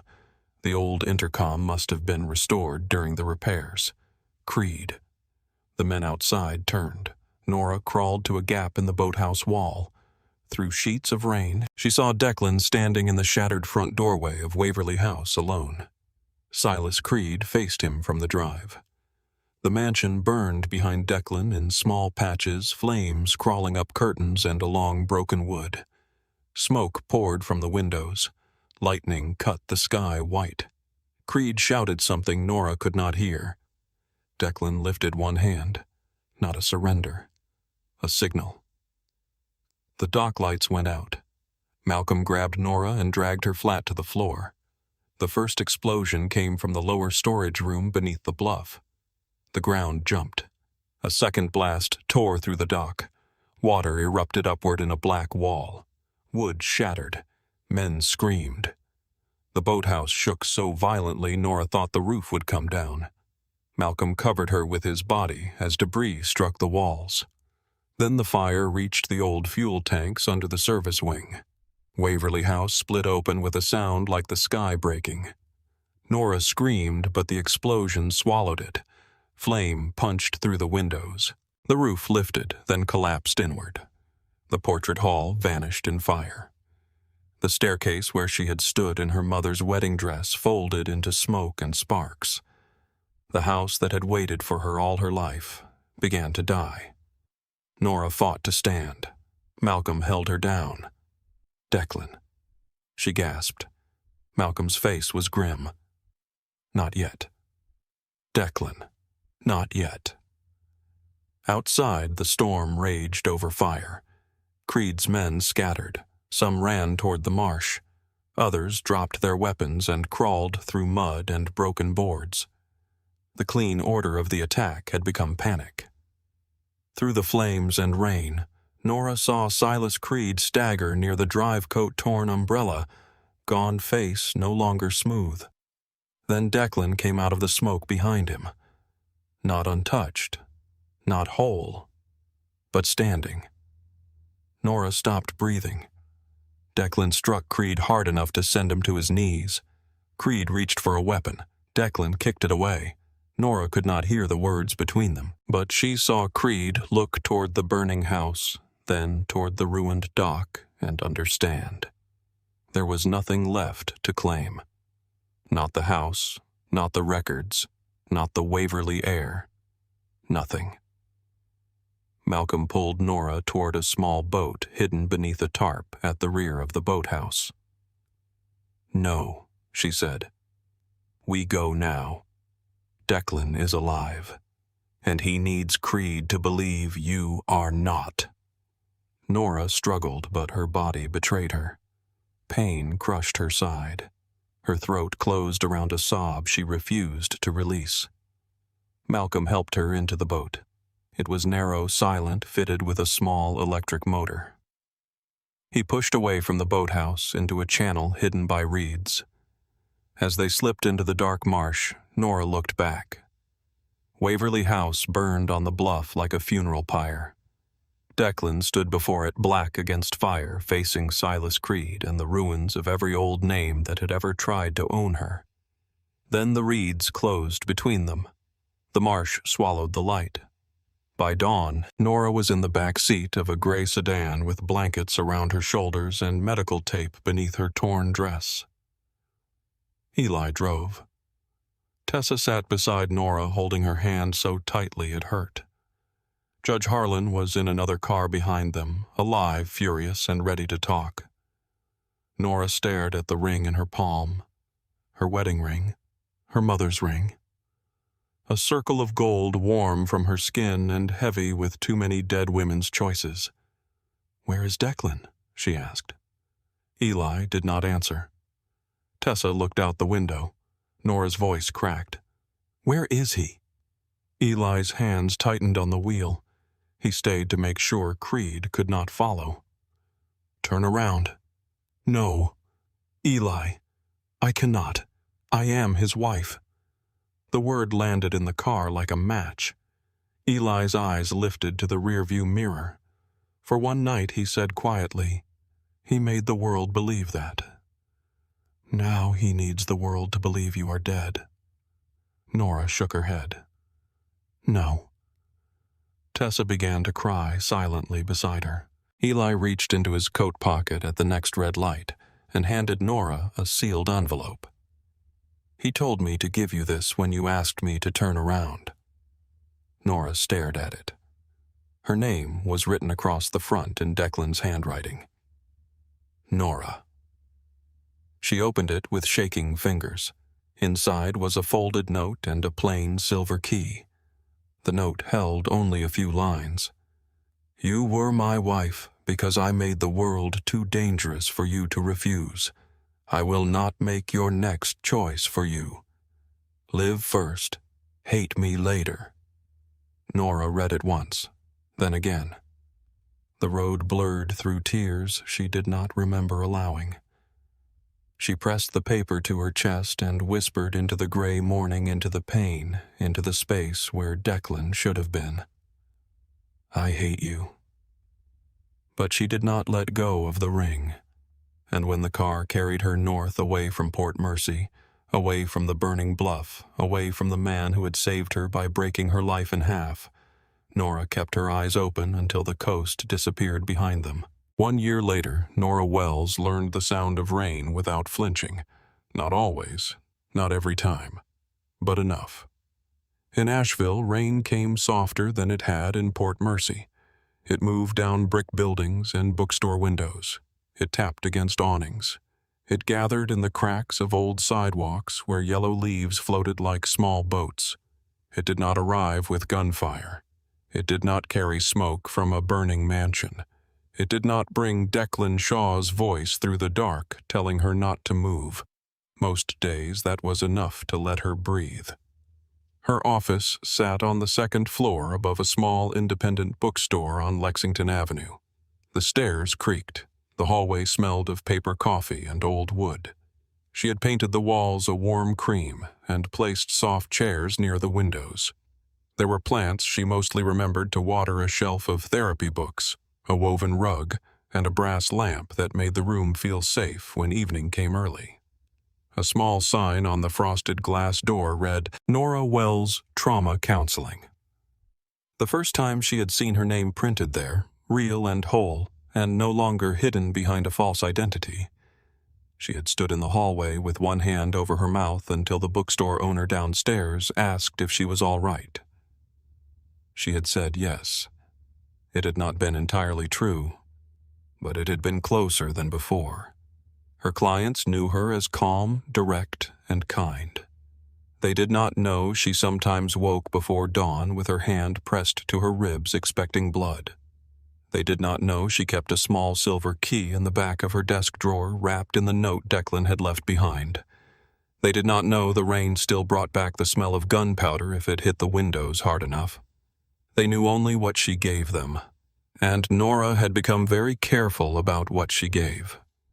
On a Thursday evening in late October, her last client sat across from her with both hands wrapped around a paper cup of tea. His name was Daniel. He was 23, a former college athlete with a scar over one eyebrow and a habit of smiling whenever he was close to crying. I keep thinking I should be over it, he said. Nora sat back, pen resting against her notebook. Why Daniel blinked? Because it was a year ago. Nora looked toward the rain sliding down the window. A year is a measurement, she said, not a command. He stared at her for a moment, then looked down at his tea. I like that. She smiled gently. Good. Try believing it. He gave a quiet laugh. When the session ended, Nora walked him to the door. The bookstore below was closing. She heard the low murmur of voices, a register drawer sliding shut, the bell above the front entrance ringing once as someone left. Nora returned to her office and began stacking files into her cabinet. Outside, Asheville glowed under streetlights and rain. People moved beneath umbrellas. A couple ran across the street laughing. A delivery truck idled at the curb. Normal life. She had once thought normal meant untouched. Now she knew better. Normal was not a life without ghosts. It was a life where the ghosts did not get to hold the steering wheel. Her phone buzzed on the desk. Tessa. Nora answered and tucked the phone between her shoulder and ear while locking the file drawer. You have terrible timing, Nora said. Tessa's voice came warm through the line. And yet you always answer. Because you call back repeatedly if I don't. That is called persistence. That is called harassment with affection. Tessa laughed. The sound still carried Port Mercy in it. Salt air, warm kitchens, grief with lipstick on. How was your day? Tessa asked. Full. That is not an answer. It is the safest version of one. You have been spending too much time around Shaw's. Nora went still for half a beat. Tessa noticed. Of course she did. I'm sorry, Tessa said softly. Nora placed one hand on the desk. It's fine. No, it is not. But I am trying to get better at not stepping on landmines. You never were very graceful. I am Southern. I am charming. Graceful is optional. Nora smiled despite herself. Through the window, something moved across the street. A man beneath a black umbrella. Nora's smile faded. She turned slightly, phone still pressed to her ear. The man stood under a street lamp outside the bookstore, rain falling around him in silver lines. Dark coat, tall frame, stillness that did not belong to ordinary men waiting for taxis or friends or shelter. Her pulse slowed first, then struck hard. Nora, Tessa said. Nora did not answer. The man lowered the umbrella a few inches. Declan Shaw looked up at her window. The room tilted, though Nora did not move. For 1 year she had imagined this moment in 100 different ways. In some versions, she screamed at him. In others, she shut the door and never opened it. Once, in a weaker dream, she ran to him without a word and hated herself when she woke. In real life, she only stood there holding the phone, feeling every mile of the year between them. Tessa's voice changed. He is? There isn't he? Nora closed her eyes. You knew I knew he was alive. That is not what I asked. A pause. I knew he might come when he believed the danger was finished. Nora opened her eyes. Declan had not moved. No black SUVs waited at the curb. No men stood at corners. No one watched her door with hands inside their coats. Just him. That somehow made it worse. I have to go, Nora said. Nora. What? Tessa's voice softened. You do not owe him mercy just because he gave you survival. Nora looked at the silver key on her desk, though she had not meant to take it out. She must have done it without realizing. I know. Good. Nora ended the call. For a while she stood in the quiet office and listened to rain. Then she picked up her coat and went downstairs. The bookstore owner, Mrs. Avery, looked up from locking the register. Everything all right, honey? Nora paused with her hand on the door. No. Yes. Not yet. It will be, she said. The bell rang softly as she stepped outside. Rain touched her face. Cool. Clean. Real. Declan stood across the street, but he did not cross toward her. He waited beneath the lamp with the umbrella lowered at his side, now letting the rain darken his hair and shoulders. Nora crossed because she chose to. He watched every step. Not like he owned the space between them, like he did not trust himself to take it from her. When she stopped in front of him, neither of them spoke. He looked different. Not dramatically. Not enough that a stranger would know what had changed. But Nora knew. There was a line near his mouth that had not been there before. His face was leaner. The old control remained, but it no longer looked polished. It looked earned at a cost. Nora, he said. Her name in his voice was almost enough to undo her. Almost. You found me. His jaw tightened. I knew where you were. Her expression hardened. That is not better. I know. The answer stopped her because the old Declan would have explained, defended, made the truth sound like necessity. This Declan simply stood in the rain and accepted the wound he had made. Nora folded her arms. Why are you here? I came to tell you Creed's network is gone. The federal cases closed last month. Harlan testified before he died. Tessa has legal control of what is left of the Waverly holdings. Malcolm lived. Eli is still impossible. Her throat tightened at all the names. And you. His eyes stayed on hers. I dismantled what I could, sold what could be sold, Burned what should have burned years ago. Should I congratulate you? No. Good. Rain ran down the side of his face. He did not wipe it away. I also came because staying away did not make me stop loving you. The street seemed to quiet around them. Nora's heart hurt so sharply it felt physical. You do not get to say that like it is clean. I know. You married me in a house full of guns. Yes. You faked my death. Yes. You left me in a car with a note like I was supposed to build a life out of 3 sentences and trauma.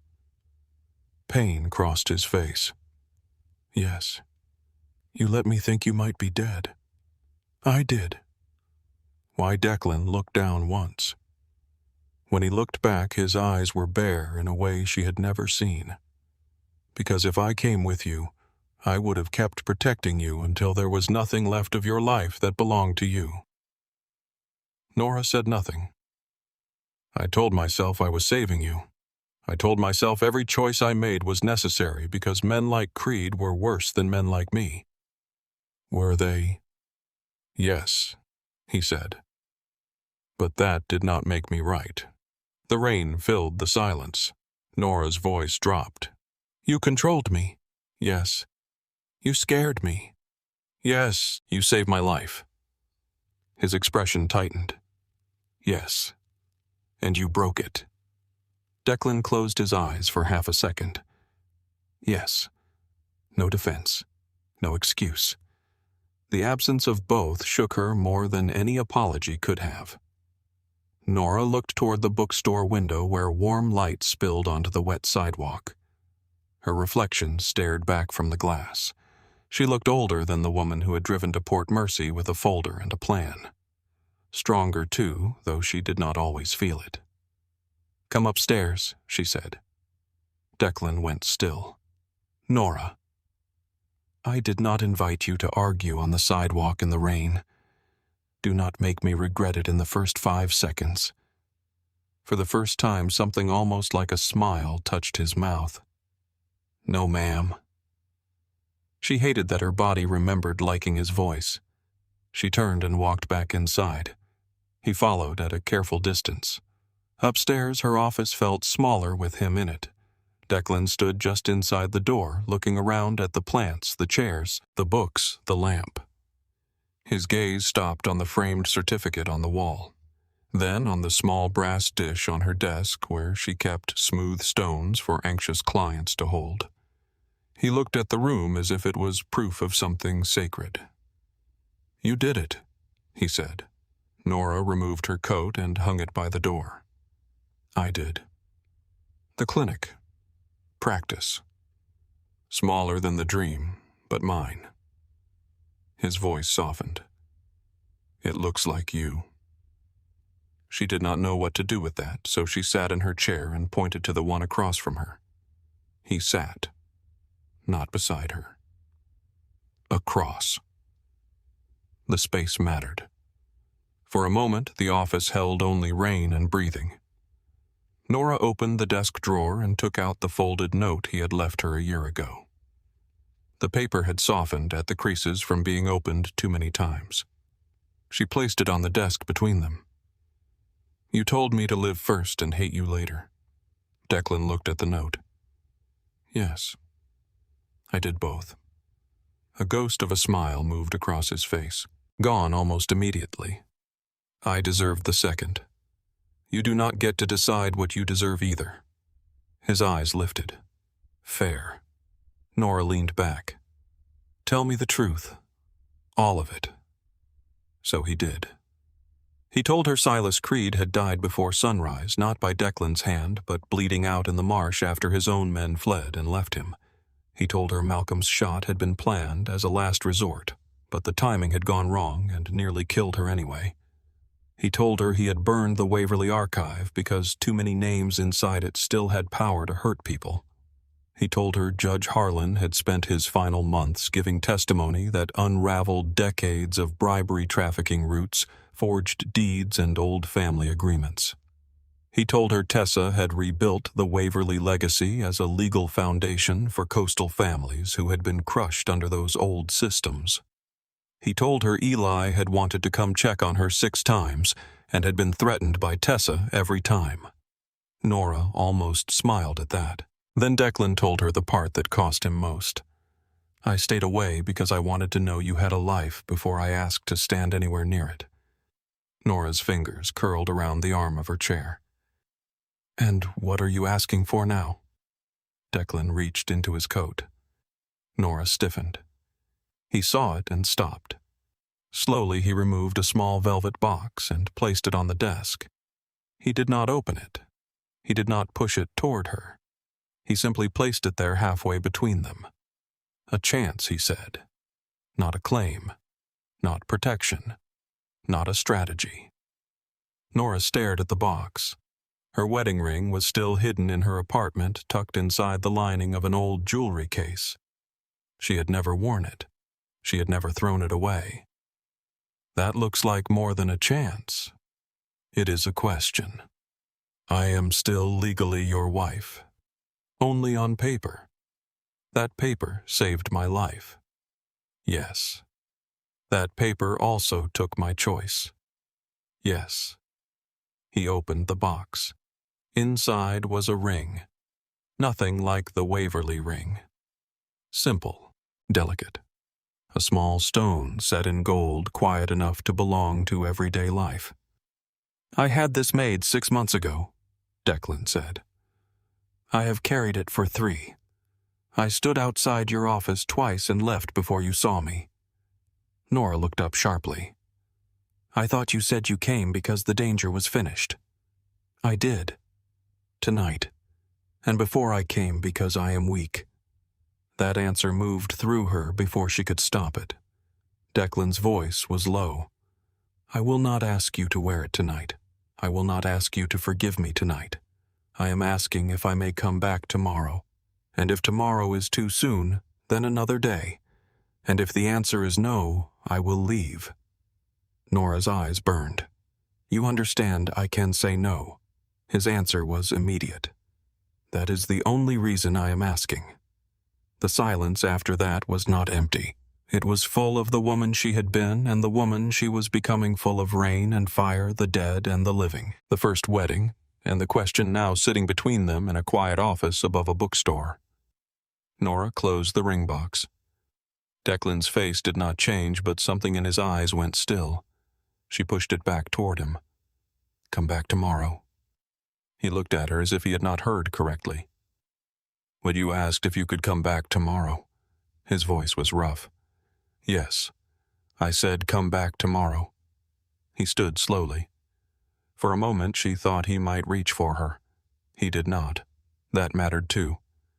At the door he turned. Nora. She looked up. Thank you. She almost laughed, but it came out too soft. For what? For the door. After he left, Nora sat alone in the office for a long time. The rain continued.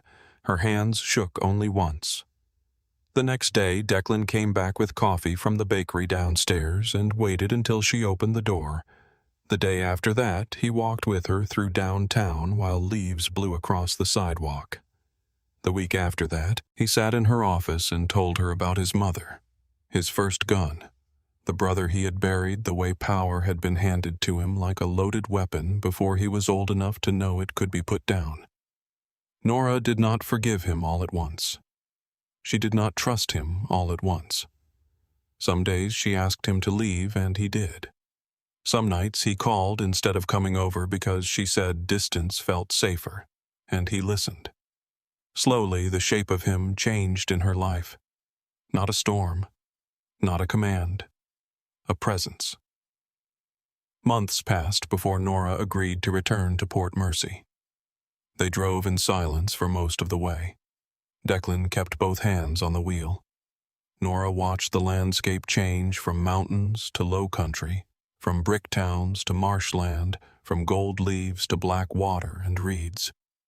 When the Port Mercy sign appeared, her chest tightened. Declan slowed. We can turn around. Nora looked at the faded sign, the magnolias blooming near its base, the road that had once carried her toward a house full of ghosts. "No," she said. "Keep going." Blackwater Bluff looked smaller without the mansion. Or maybe Nora had grown. Wild grass covered the rise where Waverly House had stood. The old gates remained repaired but left open. The driveway ended at a wide clearing overlooking the marsh. Beyond it, the water moved quietly through reeds, as if nothing had burned there at all. Tessa waited near the foundation with her arms folded and sunglasses pushed into her curls. When she saw Nora, she smiled through tears. About time. Nora walked into her arms. The hug lasted a long while. Near the old steps, a small plaque had been set into stone. For the women who ran, the women who stayed, and the women who chose. Nora read it twice. "My mother ran from this place," she said. Tessa stood beside her. She survived it. Nora looked at the empty sky where the roof used to be. "I spent so long thinking she was cold." She was scared. "Yes, and she still got you out before you even knew there was something to escape." Nora swallowed. Declan stayed several yards away, hands in his coat pockets, giving her the space he once would have filled. Nora noticed. Tessa noticed too. "That man has learned manners," Tessa murmured. Nora almost smiled. "Do not encourage him." At sunset, Nora walked alone through the grass. Bits of old brick still showed beneath weeds. The foundation lines marked rooms that no longer existed. Here had been the hall, there the staircase. Somewhere beneath the earth, the archive had burned. The portrait was gone. The dress was gone. The house had taken its secrets into ash. But Nora was still there. That felt like an answer. Declan approached only when she turned toward him. "Are you all right?" he asked. "No." He nodded. She looked over the marsh. "But I am not afraid of it the way I was." The wind moved between them. Declan reached into his coat, then stopped. Nora saw the hesitation. Her heart began to beat harder. "Declan, I told myself I would not do this today if it felt wrong. And does it?" His eyes held hers. "No. But it has to be your wrong or right, not mine." He knelt in the grass at the edge of the bluff. No judge, no guns, no storm, no old families watching from the shadows. Only the marsh, the open sky, and the ruins of a house that had once mistaken blood for destiny. Nora's eyes filled before he opened the ring box. "You already married me once," she said. His voice was quiet. "No, I survived with you once. This is different." He looked up at her. "Nora Wells, will you choose me when no one is chasing us? No one is bleeding, and no one is forcing your hand." The wind lifted her hair from her face. She thought of the first dress, the first vow, the first kiss with glass breaking around them. She thought of the car carrying her away from the coast, the note in her hand, the year she had built from wreckage. She thought of her mother running so her daughter could one day stand still. Then she stepped closer. Yes. Declan closed his eyes like the word had gone through him. When he stood, he did not reach for her first. Nora did. She took his face in both hands and kissed him as the sun dropped behind the marsh. This kiss was not careful. It was not a bargain, not a shield, not a vow pressed against a wound. It was choice, warm and alive beneath the evening sky. Behind them, Tessa pretended not to cry and failed. The old gate stood open. The house was gone. The woman who had inherited its ghosts remained, and beside her stood the man who once gave her a wedding dress to save her life, now holding her hand because she had chosen to stay. Stay until the end, because this is not just a forced marriage story. It is about survival, buried sins, and the moment fear turns into a vow. Like this video and comment where you're watching from.